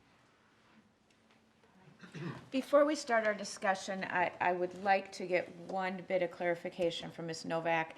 I think we've seen staff recommendations of 500 campers for the first 2 years with an increase to 560 and then no further increase without amendment of plat. We've heard from the township and many residents that they would like the number capped at actually the 500. You've alluded to that the Y really has trouble with that condition, is requesting something else. Just so we know what we're talking about here, what is your request? At this point in time, we're open to two options. We would be open to having the first year at 500 and then allowed an escalator thereafter of 5 to 7% increase in camper capacity. Or we could look at, the other proposal would be to say that we would start at 500 and then be allowed to grow up to 620. Thank you. I just wanted, because you've made it clear that you didn't agree with that condition, I wanted to have everything on the table here. Yes, Thank very you. much. Thank you. All right, questions, further questions and comments from my colleagues? Commissioner Beard. Madam Chair, one that troubles me is condition number 4, which says that there was a plan for future expansion on the property, but that is expressly prohibited going forward. Maybe someone could describe briefly what that was anticipated, and then secondly, if a couple years from now, the county looks at it, the township looks at it and realizes the wings haven't fallen off and things are actually going as well as they are at Kechiapi, how do we revisit this issue and amend the comprehensive, or the CUP? Mr. Wagner, could you address that? Perhaps just an opportunity just for a little clarification, education. Certainly. Madam Chair, Commissioner Beard, so the condition number 4, which talks about the expansion set forth in originally proposed Phase 2. So when the YMCA came to the pre-application DRT meetings, there was a Phase 2 scenario in the pre-app info, and I think represented at maybe the open house, where they talked about maybe some camping, overnight camping, some huts or whatnot. So I think through the public open house process, that was recognized as maybe not being very supported by the area residents. So when the official application came in to the county on December 31st, Phase 2 was completely removed. But it was a point of clarification because the area residents in their petition and other comments at the public hearing kept referencing overnight camping and other things that were considered Phase 2. We wanted to be clear to the residents that Phase 2 is not part of this conditional use permit. They would have the ability, to your second question, in the future, under county ordinance, if overnight camping or something is allowed in the rural residential district, they would have the ability in the future, as would anyone else, to make an application to amend their CUP to add that, should that be a use that would be allowed. Thank you. That helps. Commissioner Beer. Yeah, thank you. Clarification question, I think it was the town chair talked about septic sizing, making sure, because the numbers have been potentially different throughout the conversation, the current septic sizing that accommodates the 500 per day, and I would imagine that's some growth just based on. Sure. Madam Chair, Commissioner Beer, I'm going to have Kate explain. Yeah, Madam Chair, Commissioner Beard. For a conditional use permit, we asked for preliminary information on the septic system. So the applicant provided some soil borings and some proposed numbers, which is about 500. And then we go to the state code 7080 on about what size we're going to need. So that's preliminary information that they provided us. When they come in for that permit, we'll get down in the nitty-gritty of the details of water usage from I think they have it's not a cafeteria, but it's a place, a snack shop. We'll get into like how much water is going to come from that snack shop, how much water will be used for showers, how much water for toilets.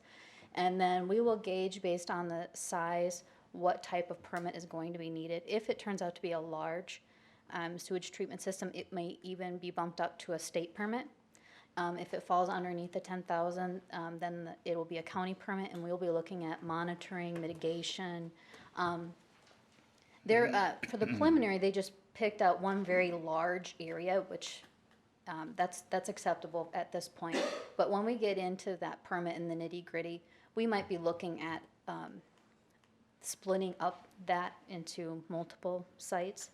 And then I should note that there's existing septic systems out on the site. There's one at the house.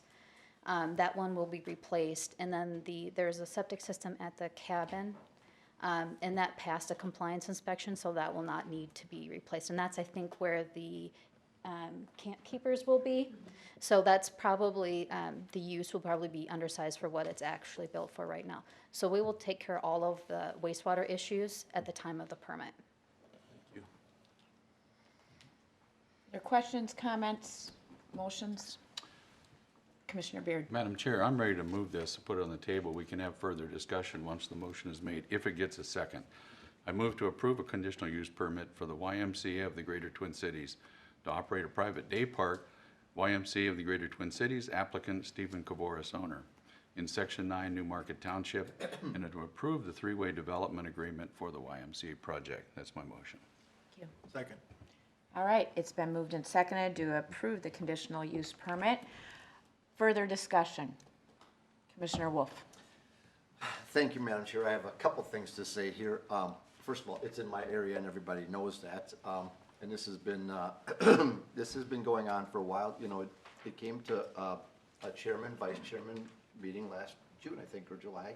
Commissioner Brecky, you were there. And when I first heard about it, I thought, boy, this will be a great thing.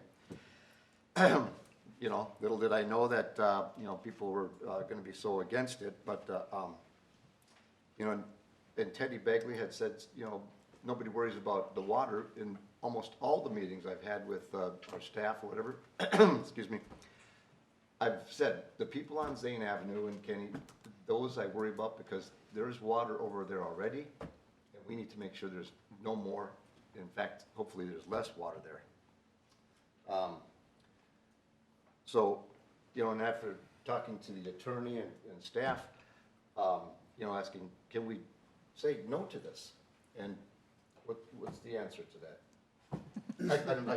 But, you know, but the thing is, we have to, you know, people have property rights, and if we deny this, they could come back at us, and I don't think it would turn out well for us.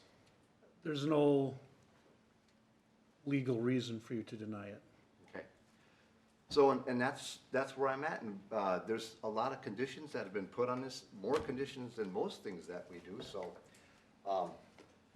with that, I'm in favor of it, so thank you. Commissioner Beer. Thank you. Since you brought up the issue of property rights, I'm a huge property rights individual. That means when it goes in my favor and when maybe it doesn't go in my favor. I'm a property rights person either way. We've got Scott County taxpayers who are property owners. We've got that are for it, want to sell it. We've got others that are against it, that are taxpayers. Anecdotally, I've sort of heard, hey, the board's not looking out for the taxpayers. For the very reason, just on its own, the fact that there's no legal grounds to deny this, for me, says I am looking out for the Scott County property tax payers, not just in my district. So that's when I'm for property rights, I need to be true all the way through that. And so we find ourselves in a sticky wicket. I get it, township, you want to be out there to stretch your arms out. I'm probably a township guy at heart, maybe a UT. Hi, not quite. Unorganized township, or at least unorganized. I'm working on it, right? Yeah. So I get it. You go out there and you want to be able to stretch your arms out. I completely get that. I live in a different spot. but I do have a lot of acreage that I back up to that I'm surprised has not yet been developed, but I know someday that it will, and I'll deal with it when it comes. So I just wanted to say that looking out for the rights of individuals and the rights of the taxpayers. So I will be supporting the motion as stated. Any further comments before we vote? Commissioner Ulrich. My experience with the Y, and I think anybody that's had a close association or even a distant association with the Y, I would say it's a good and honorable organization. They've been a great neighbor wherever they've been. And this is a tremendous community asset. It'll be fabulous. And I know there's angst, and I think this is a great thing for Scott County. Commissioner Beard. Last comment, Madam Chair. Two of the conditions trouble me. Number 4, no further expansion. And number 6, the population control on a weekly, daily basis. However, this has been hammered out over the last year between the county, the planning commission, the neighbors, and the YMCA. And so I'm not going to offer an amendment to the CUP at this time. I think that's, like Grandpa used to say, if it's a good idea today, it'll be a good idea in the morning. And the same would apply here. If we approve this as it's been presented to us, in 2 years, I think the neighbors will realize they're going to get a good road out of the deal. You're not going to have to plow it anymore. The water condition will probably improve somewhat unless it continues to rain 5 inches a week. And the kids are not going to be trash in your neighborhood. If that proves true, I would invite the Y to come back and ask for an amendment to the CUP in a couple of years. But I think we can live with that, so I'm not going to offer an amendment to either number 6 or number 4. Let's run with it for a couple of years and see how things go. I'm willing to bet things are going to be just fine. So with that, I'd urge support of the motion. Right. I'd like to just make a couple final comments. I've heard from a lot of you over the past months. I've heard from a lot of people who are not in this room. I understand the capacity concerns on both sides. I can understand that from the neighborhood, and I understand that from the YMCA. From their perspective, they're going to a much bigger acreage to expand. But I very much agree with Commissioner Beard. I'm probably a little bit more on, I think it's okay to limit capacity right now. I really do think that is okay, and that is good, because it's not that hard to come back and show that everything's going well and talk about that again. I welcome that opportunity for all these parties to re-engage in the process, to look at what's went really well, maybe what things need to be tweaked. I really thank and appreciate the hard conversations that have happened among so many of you over the past, almost the past year. They're not easy. There's a lot of disagreement, but I think these conditions show that it worked. Nobody in this room is extremely happy with these conditions. That's very clear. That's very clear. That means that I think everybody's been heard to some extent. These conditions are much different than they would look if the community, the township, the neighbors, the residents hadn't engaged so much. So I do think that's a positive. And I think let's go ahead, and if you're in favor of the motion that's been offered in the second to approve the conditional use permit for the YMCA of the Greater Twin Cities, please say aye. Aye. Aye. All opposed, same sign. Motion carried. Thank you all for being here and for your comments. We will move on to item 7.1. Let's just take a couple seconds here. if folks- Sure. If you're going to be heading out, go ahead before we move on to our next presentation. But again, thanks for coming today. But you're welcome to stay also.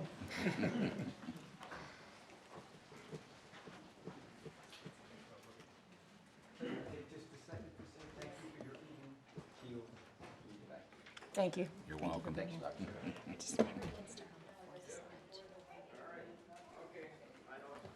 Now you can bring in the 200 people who are waiting to watch Himani. No. The millions of people on TV. Yeah, she's gonna bring up the viewers. Shakopee She High School will. will be. I hope the whole school is watching. So I'm going to introduce, are we pulling her up here? I want to introduce Himani. She's been an intern from us from the Shakopee Academies and part of our partnership project. And she picked a topic that's actually one of our community indicators about the importance of a caring adult with youth. And it goes to things that you talk about quite frequently, that the county doesn't have to do it all and there's other people in the community. But she really dug into this and she presented it to the superintendent, myself, Pam Selvig, a couple of their key people over at the high school. And we were so impressed by it that we both thought that she should present it to the board, her work that she's done, and to the public. And Superintendent Redmond also has her presenting this next Monday at the school board for some opportunities to take a look at how we continue to work together and talk about these relationships and the importance of caring adults in people's lives. We were talking about kids today and experiences they have, but the data is pretty remarkable on how important it is. And I think Himani is an amazing young lady in our community, and the information she's put together, we should all take a look at and figure out how we can work with our community. So with that, Himani. Thank you. Good morning, and thank you for having me here. Due to some technical difficulties, I won't be having a visual aid with me, but I am still excited to be able to share all of my findings from this last part of my internship that I concluded with. And I want to start by introducing myself to anyone I haven't had the opportunity to meet. I'm Himani Joshine. Through my internship here, I worked on a various number of projects, and kind of the overarching project I worked on was looking at are connected kids in Scott County to trusted non-parental adults in the community and the impact that it has. And so through this research project, over the couple of months that I was here, I did a series of research from different sources, and the main ones that I pulled from were the Harvard Center of the Developing Child, Oregon's OST project that they did, which is out of school time research, where they did a program after school at one of their out of school time, which is non-academic, to see what impact those relationships with adults had on the students, and pulled from that, as well as the 2016 Minnesota student survey data. So in this process, the big essential question I was really asking myself was, what is the long-term and short-term impact of having connected kids in the community to trusted non-parental adults? And the results I found were very staggering, and they encompassed a lot of different aspects of a child's life, starting from early childhood development to adolescent years and even past that. The 5 main areas that the Harvard Center of the Developing Child really focused on were the intellectual abilities, social behavioral abilities, and as well as mental health. And those were the key components that I wanted to focus on. And the reason I bring this to the county, I did this presentation once before, and what I brought together there were the Shakopee School District and members of the county as well. But I think it's essential to state why I think this is so important. To Shakopee Schools, I think it was an obvious connection because their focus is directed towards children and students and their connections with adults, including teachers. But to the county, I really challenged to take a look at this at a deeper level, because I think it's an essential part of the Safe, Healthy, Livable, Responsible mission. And it was actually included, some of the research findings, in the annual performance report under the SAFE, making sure that children have people that they can connect with without having to feel very vulnerable. And so I want to start by defining what exactly a non-parental adult is, so we know exactly where that connection can come from. First, some of the more obvious non-parental figures in the community are the teachers and coaches and volunteers. You can even look as far as extended family and relatives and church members. So in the community, non-parental adults children are influenced by them at essentially every turn in their life and wherever they go. Now, from the impact that we see them have, there were some staggering statistics that I found from the 2016 Minnesota Student Survey data that I would like to bring to your attention. And these were the questions that stemmed from, and I can't say this word for word since I don't have the visual aids with me, but essentially the 2 questions I was referring to were, first, how much do you feel that teachers in your school care about you? And second was, how do you feel that the adults in your community care about you? And I took a look at the numbers from grades 5 and then grade 11.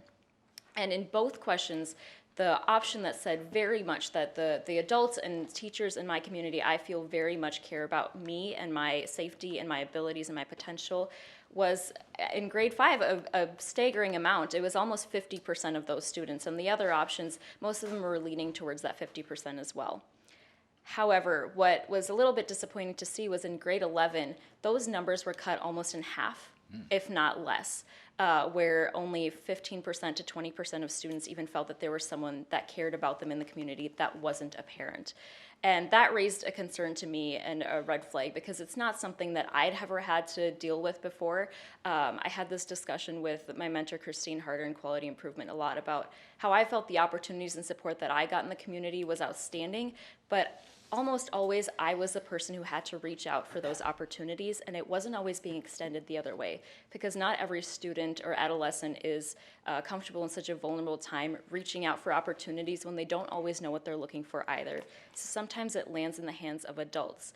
And from my research, what I found were there are some steps that we can take and solutions to help improve the chances of kids being connected to adults in the community, and they have amazing long-term impacts. The first one I want to highlight is with mental health. I believe the statistic was that about 11% of students that had previously felt very insecure and had suicidal thoughts and were very mentally unstable, after having a connection with a trusted adult in the community, felt that they could finally take charge of themselves and feel self-confident and be able to find those opportunities then.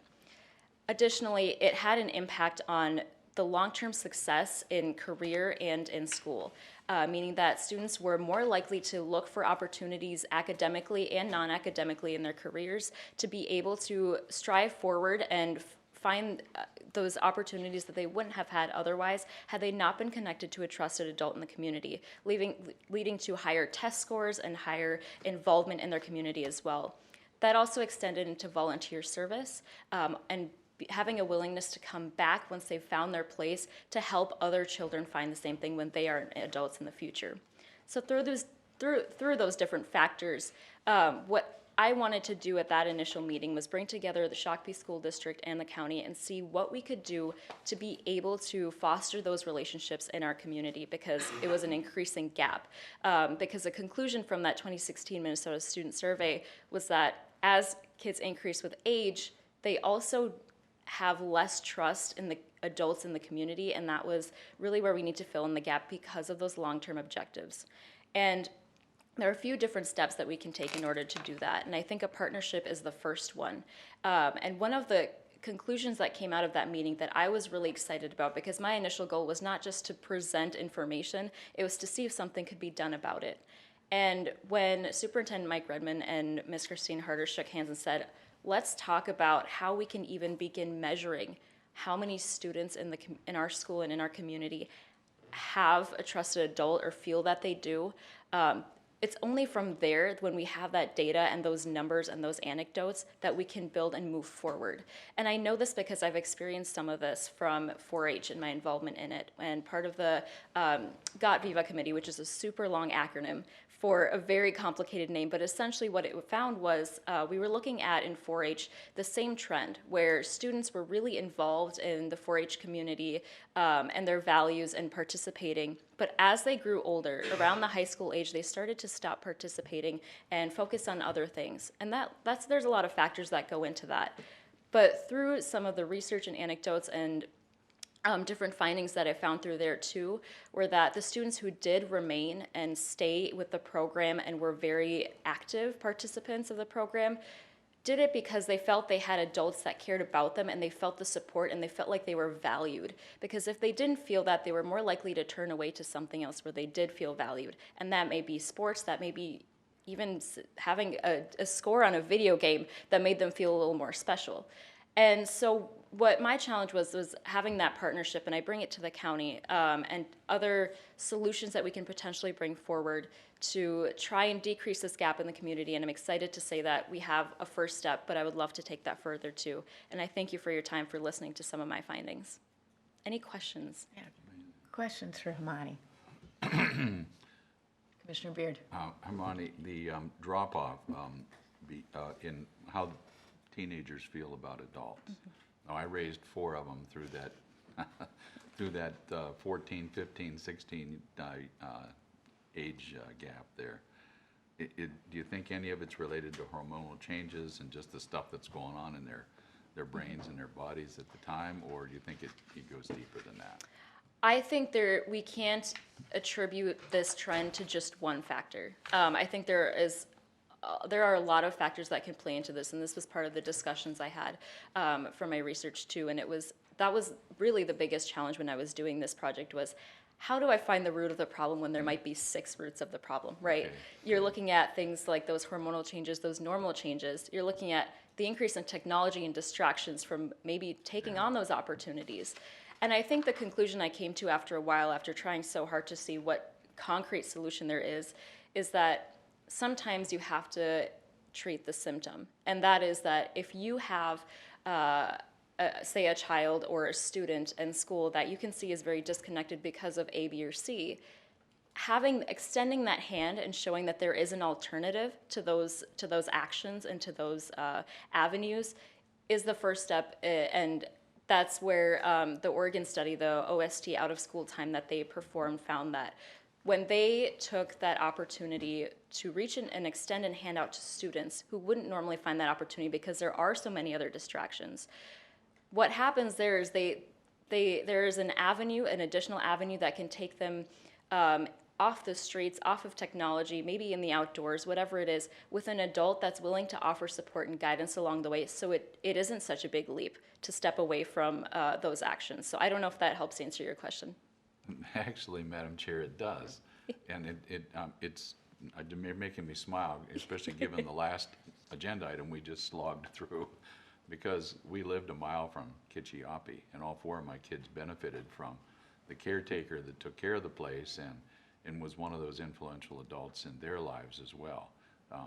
Get them outdoors. So of course, 20 years ago, you didn't have iPads stuffed in your face, but still, there was TV and there was the telephone, I suppose. And it was interesting. Yes, thank you. And it was interesting to me too. I did conduct a few interviews as part of the research. My mom works at a charter school, so I talked to, after my initial meeting, with another one of her staff members, where the students in the St. Paul area at the school that she works at are far more at a disadvantage than the students at Shakopee schools. So I was trying to get a sense of what strategies do they use there that maybe we could even implement here, because they seem to have a greater focus on it than we do here. And one of the immediate suggestions that they had or recommendations that they use at their school is always holding that high level of expectation regardless, because it really does stem from a role model. Essentially, when there is a student who has all these distractions or maybe does not have a stable home life or is involved in activities that would be frowned upon, those are likely because those are the options that they have available to them, and they don't have other options available that would be safer or better decisions. So when you look at these trusted adults and they hold these high expectations, regardless of what's going on at home or after school hours or after coaching hours or after church hours, they know that when they are in the presence of that trusted adult, they have someone that they can feel vulnerable around and take those steps, because those expectations are the same as any other child who might be going through a different situation. Any other comments or questions for Hermione? Hermione, thank you. You really paved the way for students from the Shakopee Academies and for the work that we're trying to do with the school district and do together.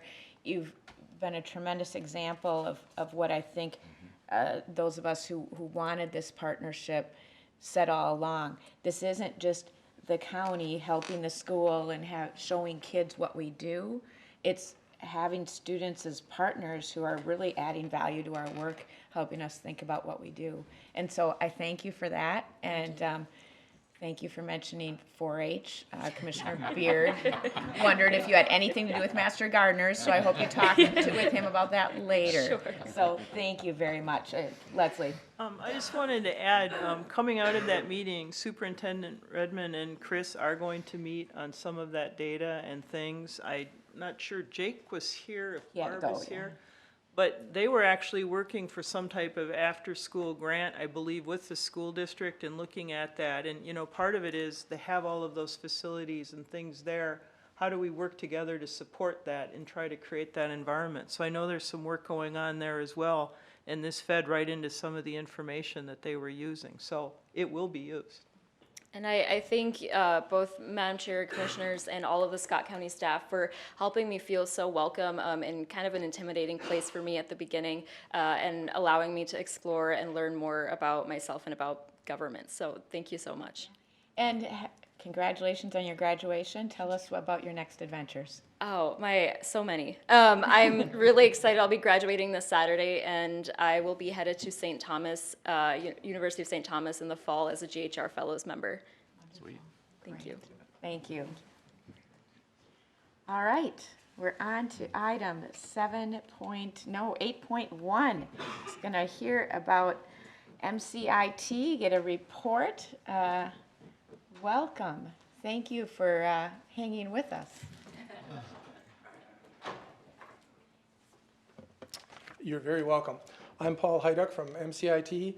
Madam Chair, Commissioners, thank you for taking time out of your busy agenda for the 2019 MCIT report to Scott County. We do this every other year, typically after the election in case there are new commissioners or other elected officials who could use an introduction to MCIT. We're going to be looking at MCIT both in the past and today. I am your risk management consultant. Previously, your risk management consultant was Jane Henniger, and Bob Gady has also given this report in the past as well. Both of them have retired, and I've been with MCIT now 18 months. Mm-hmm.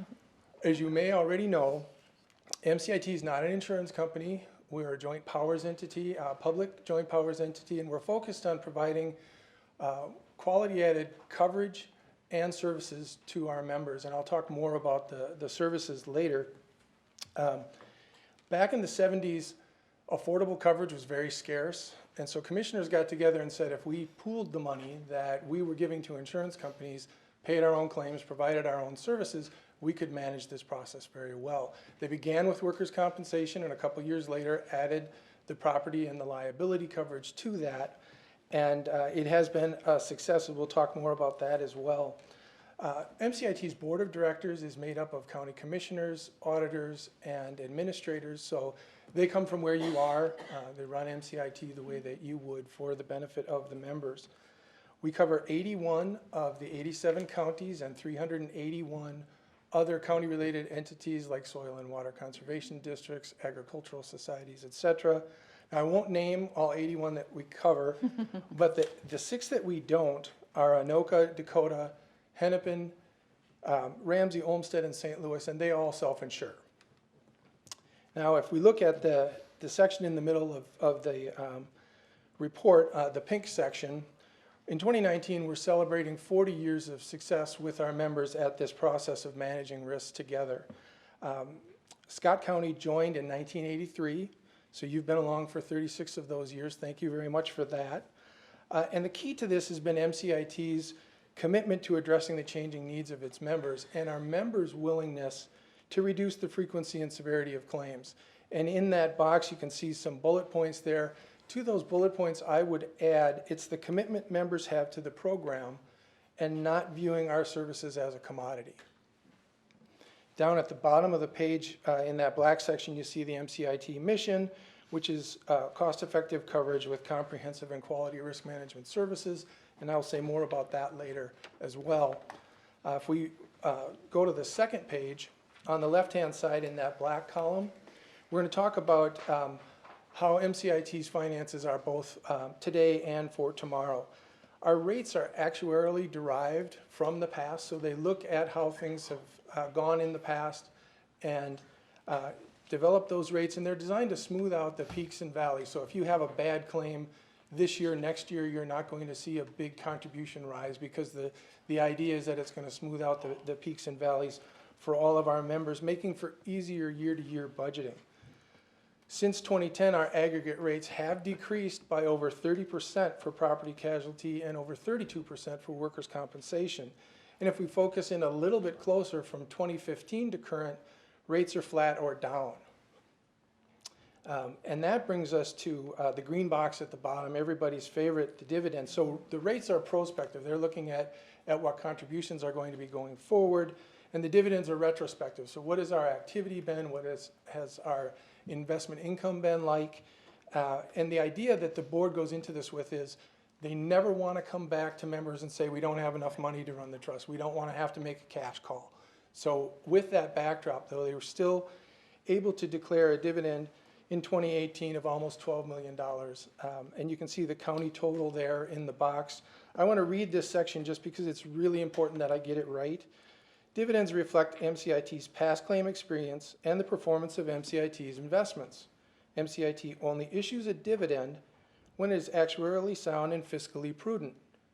Despite declining investment income and multi-year rate reductions, the MCIT board announced a dividend in 2018. Although not guaranteed, the board is committed to returning funds to members when appropriate. Now, if we were a stock insurance company, those dividends would be going to the shareholders. Instead, they go back to members and ultimately to the taxpayers.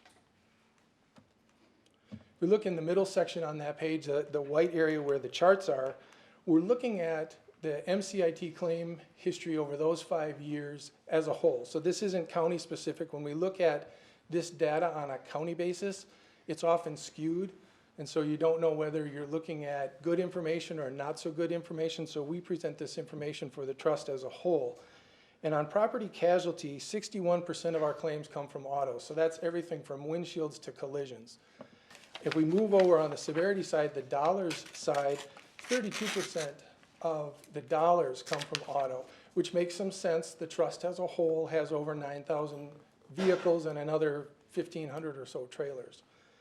But if we go back to the frequency graph, you can see that public employees liability, and this used to be called public officials liability, but because it applies to employees as well, the name has changed, and law enforcement liability, those two categories are 9% of the claims activity, but 36% of the dollars. So that's where we're seeing big dollars come out of there, in contrast to the auto, which averaged down to much, much smaller. And although MCIT does not experience rate the property and casualty, it does affect your contribution overall. You know, the performance of the trust as a whole affects contributions of all members. And we'll contrast that a little bit in the workers' comp area. So if we move down to those graphs, again, this is MCIT, the trust as a whole, between the sheriff and jail operations and the highway department. 51% of the claims come from those two areas, and 64% of the dollars. So there are some good-sized claims coming out of those operations as well. But it makes some sense in workers' compensation because these are typically 24-hour-a-day operations. They're often doing hazardous things. So the fact that we do have workers' comp claims coming out of there makes some sense. And this is a big reason why the carriers in the 70s did not want to cover counties. They stayed away from that business. Now, I said we do experience rate the workers' compensation coverage through something called the Workers' Compensation Experience Modification Factor, because we really like big titles. We call that the MOD for short. And this is a complex formula dealing with the frequency and severity of past work-related illnesses and injuries. And the math behind this is that every employee is put into a job class, and every job has a rate on payroll, every class. And your base contribution to MCIT is that rate times the payroll in the class. Within that rate, the actuary has determined expected losses. So they compare your losses to what they expected. And if you're doing better than the actuary expected, then you have a MOD that's less than 1. And if you're doing more poorly, you have a MOD that's greater than 1. You can see in that red box that the MOD there is slightly higher than 1. So you're paying a little bit more than the base contribution because the math is base contribution times MOD. If you look down a little bit farther, that second point shows that historically you've been either very close to 1 or below it. That's really, really good performance, and you should be proud of that. That's what we look to see is MODs that are less than 1. That shows a commitment to safety and to doing a lot of things that we'll also talk about at the end with regard to workers' compensation. If we move then to the blue section, this is something that we're really proud of, the notable coverage enhancements. In data compromise and cyber one, this is an emerging risk area for us and our members. We introduced this coverage in 2017, made some tweaks to it in 2018, and for 2019 have increased the limit to $100,000 from $50,000, and this was at no additional cost to members. In the builder's risk area, we've increased the sublimits on structures to $750,000 from $500,000, and on contents to $150,000 from $100,000, again, with no additional charge to members. Another area of emerging risk and some really, really good news for members is the drone coverage. Previously, drones were covered only for limited law enforcement uses, and so if you wanted coverage for doing other things, you often had to go get a separate policy to cover that drone. We've changed it for 2019 where any county use is covered by MCIT. So whether that's GIS, highway, sheriff, ditch authority, or whatever, it's covered. And then in the electronic data processing equipment area, we used to have a sublimit for when equipment was in transit or when it was off county property.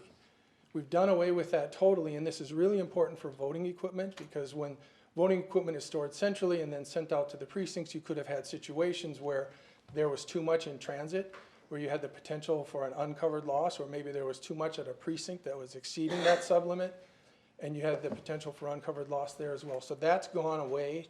There's no sublimit, and it means wherever you have it, as long as it's on the schedule, properly accounted for, it's covered wherever it is. We also include software up to $100,000 in that coverage, and the extra expense sublimit has increased to $50,000. And then the last item is coverage for dams. Previously, liability from dams was not covered. It was all excluded by MCIT, and now we're covering Class 3 dams. Class 3 dams, as defined by the DNR, are those least likely to do downstream damage. They are now covered. And you don't have to schedule them, you don't have to tell them about them, and there's no additional contribution for that as well. You can take questions now? Sure. Commissioner Ulrich. Yesterday at AMC District 10, we received an excellent presentation from MCIT on jail liability. And it was from MCIT, correct? Yes. Yep, Jen Wolf. Yeah. I think we know her. Yeah. Well, it seemed like great presentation, partially the wrong audience, or in other words, the sheriff and the jail administrator wasn't there. And so is there a way you're going to make that available directly to the county's sheriffs and jail administrators?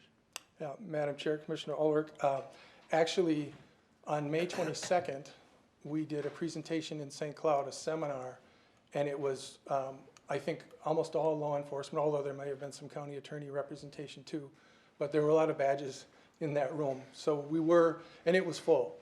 That session was full. So we did present what we called managing law enforcement liability in St. Cloud, and it was very well attended. Okay.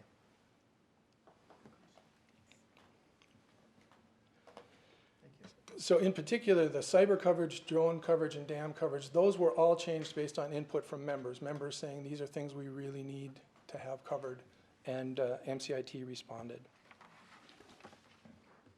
That brings us to the last page. I said we would talk more about the services. We have a couple different consultative services. One is the risk management consultant, the most important one, that's me.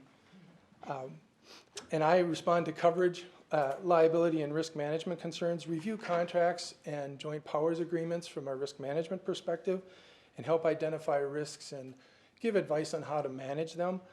We talk about how the coverage document responds, or maybe equally as important, does not respond to a given situation. And then we have loss control. Brian Dowdy is your loss control consultant, and Brian works a lot on training issues and building hazard surveys, and you also have people here doing ergonomics. And as you see the bullet points underneath the loss control consultation, the things that Brian can do. And one thing that I want to make sure and highlight is that the cost for me and the cost for Brian are all in your contribution already. There's no meter running when he's here or when I'm here, so you don't have to worry about that. Then if we look in the blue section, as Commissioner Ulrich was asking about, we do seminars and workshops. We did the one on law enforcement liability, managing the human resource, as we call it. That's happening this month. That's already full. And then a data practices seminar on 6/27, that's also in St. Cloud. We do on-site presentations for staff on risk management and loss control related issues. Our patrol, the peace officer accredited training online, that was developed with MCIT, LMCIT, the Minnesota Sheriff's Association, and the Minnesota Police Chiefs Association. It's Minnesota specific, very, very well received training. 59 of your staff are enrolled in patrol. That's a really great thing. Defensive driving, with 61% of our property casualty claims coming from autos, defensive driving is important. We recommend that staff has this training every 2 years. This particular offering is a 2-hour program put on by the Minnesota Safety Council, and the instructors are retired state troopers. Also very, very well received. And then in this kind of gray box are awareness and prevention materials. These are award-winning materials. I have to say award-winning because if Brian was here, he'd want that mentioned, because he and his fellow consultants have been the developers of these materials, and a couple of them did just win awards again this spring. So they're pretty excited about that, but they really have a purpose, and they have helped members save millions of dollars over the years, and there obviously are still dollars to be saved. You can see the different kind of offerings that we have there, but we try to meet members where they are and the staff where they are and how they learn and how they take in information. So we have posters and check stuffers, webinars, things that can be emailed. You know, it's electronic, it's written. However people take it in, we have it available for them all on mcit.org. And then the Employee Assistance Program, that's provided to all members at no additional contribution, and it applies to all elected officials and all employees and all of their families.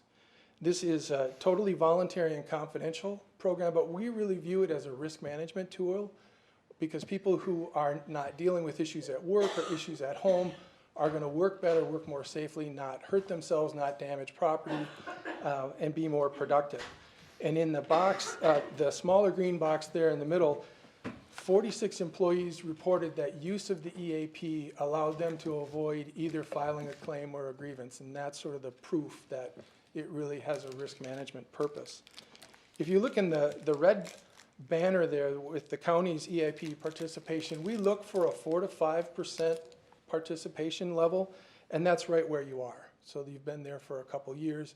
If we see on the lower than 4% amount, we're going to offer the EAP promotional materials, which again are electronic and in writing, and we have those materials for elected officials, for law enforcement personnel, and then for staff in general. So we're trying to reach those different audiences in the different ways that they need to be reached.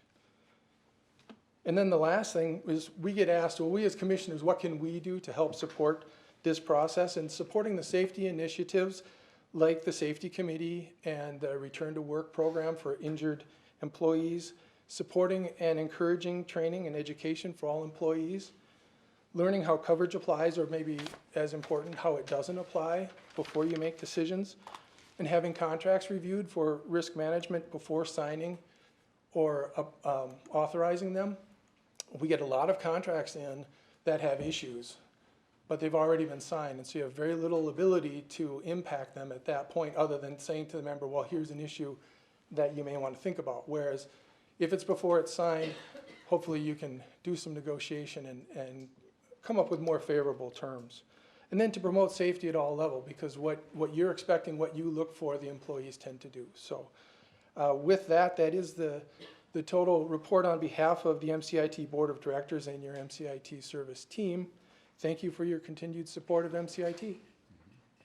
Thank you for the presentation. Any further questions or comments? It's great to hear about the changes that are made. I feel lucky that through the year we see MCIT and get presentations about things we didn't even know we needed to know many times. So it's helpful. I think we're happy to be part of the Minnesota Counties Insurance Trust. Thank you very much. Thank you. All right. Moving on to item 8.2, the progress on the Standard Measures Program, and I think this is Chris Harder presenting. say present.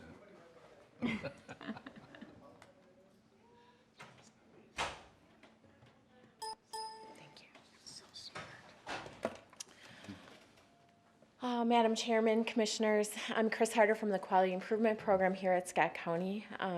Thank you for giving me some time today to talk about the annual performance report. I'm going to do a very brief overview. I know that you've had a very busy morning already.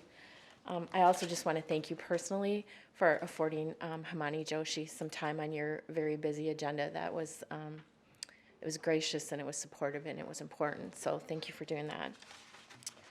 I'm asking today for a resolution from you to declare that we can submit this report to the Office of the State Auditor. That's the, oh my goodness, start again. As we look at the 2018 annual performance report, I need a board resolution declaring that we've complied with the conditions of the program to submit the report. And that's what I'll be asking for you today. Just briefly, as some historical background, the Minnesota State Legislature created the Minnesota Council on Local and Results in Innovation in 2010.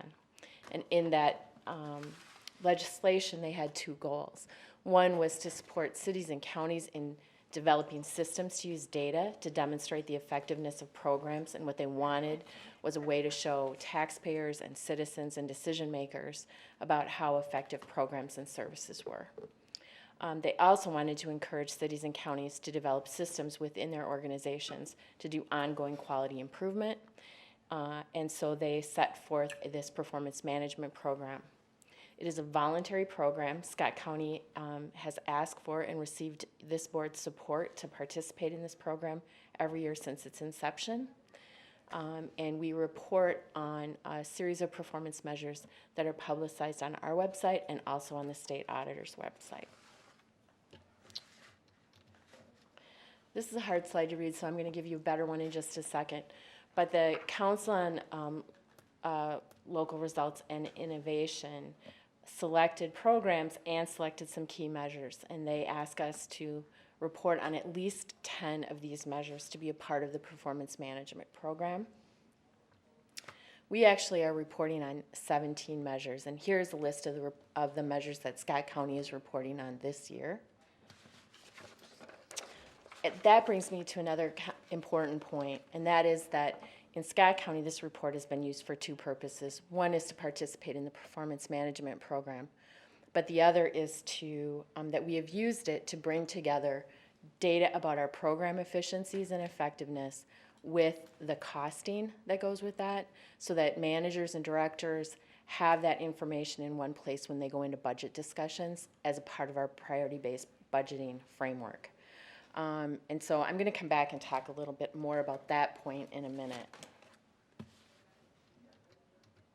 Let's talk about the results first. The first part of the report looks at the progress on our strategic plan, and the good news there is that there has been significant work in all aspects of the last strategic plan, significant progress towards the vision that leaders had 5 years ago. Significant in the highlighting of that, of those updates, is that county leaders and staff have demonstrated an ability to develop and implement a strategic plan that moves us forward to better outcomes for citizens in our community. Highlighted in that report is our work with partners, and that most of the good work that we did in conjunction with important community partners. We were able to bring new resources to citizens, and we were able to proactively plan for changes in our community, changing demographics, changing needs for community design, et cetera, through the use of those partnerships. We reported on 20 community indicators. Those are those high-level measures of what's going on in our community. And the good news there is that in virtually every one of those indicators, conditions were either stable or improving. The single exception was the nonviolent crimes rate, which did take a little bit of a tick up, but it's 1 year of data. We don't know if that's like a 1 year aberration or if that's something more that we want to pay attention to. So we'll be monitoring that, and more to come on that. We also reported on 75 performance measures. And so the next three slides kind of lump together those 75 measures into three categories. The first is those that demonstrate positive performance. So those were programs where we had clear targets and programs were meeting those targets. There were maybe measures that didn't have targets, but there was continued performance trending up, or there was citizen data that was available that suggested positive results. Out of the 75 measures, there were 16 that represented opportunities for improvement. Those were measures that had clearly defined targets that we weren't meeting, or they had no targets and performance was decreasing. And so by either measure, those would be programs that we might want to take a closer look at. It's, I think, important to recognize that there are some high-performing programs in that group. They are high-performing and yet not meeting a state or federal target. And so it still represents an opportunity for us to work, but it also challenges us to look at data as a piece of learning and looking at these targets as a way to learn about our strengths and gaps, and that if we resort to thinking about this as a pass-fail kind of measure, then we start to use data as a weapon and not as the tool that we really intend it to be to support program improvement. This third group, it really says more about our data than our performance. We had 18 measures where it's inconclusive, where it just is what it is, neither good or bad. And that's where our opportunity is to improve our data collection. And we have staff working on that every week about how do we get clear about our measures, how do we get clear about what we're measuring. And those measures can be very important. Volume can be very important to telling the story. It's a picture of the work. We're hoping to use the data that we have that's inconclusive to build better measures over time. Certainly the absence of targets is again a piece of work that we can do in quality improvement to help support an objective look at our program effectiveness. In the spirit of true continuous improvement, next year we'll continue to work on the quality of the data. We're going to continue to promote targets as a way to learn about our work. We are going to we're going to take another step, because you can't just measure stuff all the time, right? At some point, you have to take the data you have and you have to build some program improvement work around it. And there's a great capacity in this organization to do that. Most of our managers and directors are self-correcting in their program areas. But we are going to ask each division to look for one area that needs improvement and to build an intentional plan around improving performance in that area, and then to have a way to share that back with you in the organization. And we'll be working with the senior leadership team on the best way to move forward on that. And finally, I just want to say, this is the first time I've gone through this process, and I learned some things about, I think, some efficiencies we could build into this process next year. And that's another agenda item for our senior leadership team. And when we used this in our budgeting process, it had a pretty critical role. And now we have some other systems that have developed and maybe have a more effective tool to use in those budget discussions that will accomplish the same purpose. So I think you'll see that this report will look significantly different next year, given that we are going to serve one purpose and not two. So I'm certainly ready to stand for questions. I would also ask that the board adopt a resolution that says the county, or make a resolution that the county has adopted the performance measures that the state auditor's office would like, that we have a performance management system that's consistent, and that you'll allow the submission of the report. Thank you. Questions or comments? Madam Chair, I'll make that motion. I'm trying Adopt to pull it up here. resolution. Yeah, where'd it go? Right there. There it is. Adopt Resolution 2019-083, reporting progress on the Standard Measures Program, and urge its adoption. Second. Right, it's been moved and seconded to adopt Resolution 2019-083. Discussion. Just want to say thank you, Chris. I know it was quite a process to take from beginning to end, and you and I had a great conversation last week about it. we really need that information. It should be helpful in all our work, so thank you. Thank you. I appreciate it. All right, all in favor of the motion, please say aye. Aye. All opposed, same sign. Motion carried. Thank you. Thank you. All right, we're on to committee reports and commissioner updates. Let's start with you, Commissioner Wolf. Okay, thank you, Madam Chair. On, excuse me, excuse me again, 522, the Metropolitan Mosquito Control. On the 23rd, the Vermilion River Joint Powers Organization. On the 28th, we had the flag raising, and that afternoon, I was out at Fish, had a little informational presentation at the Elko Newmarket Library. He was a sponsor of that event. I was a sponsor of that event. Oh. Pony up. Okay. Where's the bill? And on the 3rd, June 3rd, last night, or yesterday, AMC in the afternoon at Prior Lake City Council. Credit River had their monthly meeting, and Cedar Lake had their monthly meeting. The only real eventful thing at Credit River was they're doing assessments for some of the road improvements they're going to do later this year and next year. And drew a lot of people in, but I think there's a lot of nice projects, and they're going to fix up some roads that need it. So that's my report. Thank you. All right, Commissioner Beer. Thank you.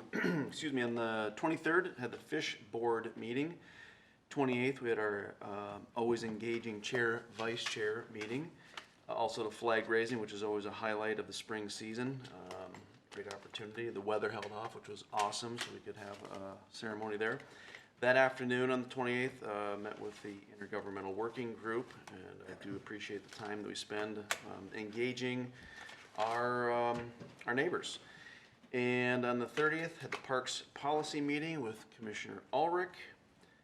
Yesterday, I had the joy of attending the Unsheltered Homelessness Meeting, and I say joy because I went there with a full mouthful of Novocaine, which I think was to their benefit. I'm looking at Pam. But unfortunately, it did wear off when it was time to talk, so that was I was able to talk. But it was a meeting, and I can share more offline. But the Lieutenant Governor chaired the meeting, and I believe most of the cabinet, maybe not all, but many were there. And there was I'm looking to Pam again, I was going to say semi-hard sell to get a thumbs up from everybody in the room. I would agree. I thought it was a fairly hard sell.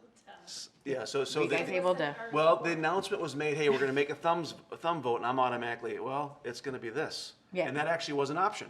So, okay, she made that the Commissioner Ho made that an option. I'm like, hey, we're this, because I don't even know what the is. It was interesting because, and they noted it as well, the room had all of the, across from us, the St. Paul folks, the Capitol folks, the Lieutenant Governor, and therefore, and like that. And to our left, it was mostly St. Paul City Council. To our right was Jacob Fry and the Minneapolis contingent, and kind of us was on our side was the suburban counties, which most of us had the thumb sideways, because I will just be transparent, as I always try to be, that anytime I'm in a room with 60 to 70 mostly government folks trying to find a solution, I get a little nervous. But I also, that's my own, so I also need to hey, there's 60 to 70 government officials looking to make a solution, so I said I'm one of five, don't here on behalf of the board, don't represent the board. I said, we really need to know more of what the is before we're given a green light to anything, but I get where we're trying to go. And I think at the end of that, again, not badgering, but I'll use that because it makes a good story. We're trying to get our viewers up to 20. I think most of the thumbs were up after the question and answer. Again, I'm looking to Pam, but we stayed blinking yellow. Yellowish. Proceed with caution. So, and I'm happy to share more, but that's kind of the crux of where we were. And that completes my report. Thank you, and thank you for attending that meeting. Commissioner Beard. Yeah, thank you, Madam Chair. He was attending that while the rest of us were at District 10 AMC's meeting, but more about that in a minute. On the 22nd, along with Commissioner Wolf, I attended an urgent mosquito control district meeting to attend to some pretty sobering personnel issues. I think they were dealt with professionally and forthrightly. On the 23rd, breakfast with the county administrator, and I just want to just take a moment publicly to say how much I appreciate that, staying in the loop and just having a little one-on-one time to talk things through that, where we can brainstorm without, we can just brainstorm, let things go. Shoot it down without public recrimination, I guess. On the 28th, the honor of attending the flag-raising ceremony in front of the courthouse. That afternoon, the intergovernmental working group over at the reservation with our friends from Prior Lake and the Mdewakanton community. I don't recall that there were any serious issues. In fact, the agenda kind of evaporated once we got there, didn't it, Commissioner Beer? I think that had to do more with you maybe, but that's a story for another day. I don't know. An issue we were going to talk about wasn't ready to talk about, so we put it off till next month, I guess. So we just stayed connected and talked about how things were going with water and upcoming events and traffic flow and so on. And on the 3rd, yesterday, along with several colleagues from the county board, attended the Association of Minnesota Counties District 10 board meeting in St. Paul. That's my report. Thank you. Commissioner Ulrich. All right, well, first of all, I'll say that my report is a little briefer because, again, I was out of town. I got to pin the badge on my son, which took forever. It's get that to go through the little holes. It was a little embarrassing. But anyhow, there was 45 that graduated at the same time, and others had great difficulty as well with that badge. But anyhow, it was very fun and a great moment for our family. So my report is a little shorter. The 28th, the flag raising, and I thought our chair did an excellent job with her duties there, and yeah, that was great. And then later that day, we had the fish partnership outreach that's going on in each city. It's going to rotate to each city. We did Elko, New Market, and we have a sponsor, 2 sponsors at least for these meetings. One would be the mayor, and we're hoping a county commissioner that represents that area would also be a sponsor. Doesn't involve any bill or cost, just be there and be supportive. And so we answered questions like, how do you become a partner? How's it going as a partner? Feedback kind of for new and old partners and or affiliates. And so it was a great meeting there. On the 30th, we had the Parks Policy Committee meeting. We looked at the design for the maintenance facility. It's at 60% design phase right now. And I think they hope to start that project sometime yet this year, bids yet this year, and then get in the ground before winter. So that's their plan, that's their hope. Then the 3rd, the AMC District 10 meeting, and I was pretty captivated by that jail liability presentation. I'm hoping if our sheriff and jail administrator haven't seen that or been part of that, I hope they can. There was one funny thing that I think happened at that meeting. As we were introducing ourselves, they asked us to say our name, and then if we could plant one plant in a garden, what would it be? So we all went around, and we learned that the Metro commissioners generally, they said things like Weigela or hostas or whatever. The outstate ones all said like corn or peas or beans or. I do want to remember what I said. I want to make sure that Okay, what nobody did- thinks I said a flower. Okay. Potatoes. Okay, you said potatoes. It wasn't exclusively one or the other.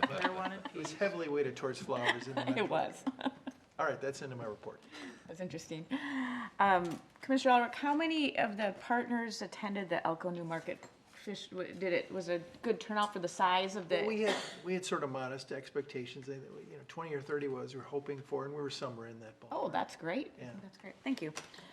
All right, for my report on the 28th, the flag raising, it was, in previous years, we've recognized veterans from certain wars or conflicts. This year we recognized the honor guards from the different towns, and I think that was just a nice tribute to them because they spend a lot of time. Also on the 28th, the chair vice chair meeting, and then later in the day on the 28th, the mental health local advisory committee meeting. On May 29th, I attended the reception for Mary Schainbauer out at the extension office. May 30th, I had breakfast with Jake Gressing, talked a little bit about the Live, Learn, Earn initiative and library business. And then yesterday, of course, the AMC district meeting. One piece of information I just wanted to share with my colleagues, I got an email earlier today from Mary Freiberg, our law librarian, and in May, the law library served more people than ever before in history, 1,267, which, you know, that's a lot of people for a little library, for one staff. But I think it really impacts a lot of things, because hopefully those are people who are getting some services that make things run more efficiently in Ron's division in the county attorney's office. We have so many pro se litigants and folks trying to shepherd their own cases through, and the more help they can get, the more efficient things go. So I thought that was worth noting, 1,267 people just in May. That's the end of my report. County Administrator update. Thanks, Madam Chair. We're keeping you busy this week. Patty, of course, following this, we have the workshop with Parks. But tomorrow is the groundbreaking at about 3 o'clock for the new building. The mayor and chairman of the board will both be talking, and after that, we're gonna board a bus. Commissioner Ulrich had wanted to have a joint session with the Parks Commission. We haven't done that for years. There'll be a chance to see a couple of the parks and then talk about planning for the next couple of years and some of your priorities jointly. And then, of course, Thursday is the tour with Belle Plaine, and they have multiple things going down there, and I know they're very proud of their new aquatic center and excited to show that to you as well as some of the other things going on. On June 12th, the Spirit of Scott lunch, so I'm hoping that you've signed up to serve and come to that and work at that event. And then on June 18th from 4 to 7 at the fairgrounds, just to keep it on your calendars, we have the Volunteer Appreciation Luncheon or dinner from 4 to 7 from all those folks that do so much for the county and volunteer. So lots of things going on in the next couple weeks. Wonderful. Thank you very much. Madam Chair, I have a question Yes. for the administrator. Commissioner Beard. I was completely disoriented standing up here this morning, wondering what had happened to the wall behind this. And then I see the seal that moved over there, and then it all fell into place for me. So, There's a story there? There's a little bit of a story. I was wondering if any of you was going to notice it. I was going to bring it up in the workshop. But one of the commissioners had asked, why a seal of the state of Minnesota and not something recognizing Scott County sat behind the five of you? Is that you? And so we had talked about this, and as they decided to take the link down, we did a little measuring. That's where that's And from. we found out that the Scott County emblem here, the wood, the carving that's been put together of Scott County, fit very nicely back there, and it was removed from the link, and we moved the seal over off to the other, where you could still see it within the boardroom. But this really was calling out the county, and there was a request that when the cameras came in, it identified Scott County. All right, thank you. County Attorney, do we have any need for a closed session? Thankfully, we do not. Thank you, I appreciate that. All right, following this meeting, we will meet in a workshop setting to discuss Parks program. Any other business to come before the board? Motion to adjourn. Second. Been moved and seconded to adjourn. Any discussion? All in favor, say aye. Aye. Aye. Opposed, same sign. Aye. Motion carried with Note Commissioner in the Beard. What's that called? Savage is happy, you can tell, see? Yes. Yeah, the sizing's a little weird there, but you know. It does look like Bart Simpson's mouth opener. Bart Simpson's. You know, Beard almost runs into that sign.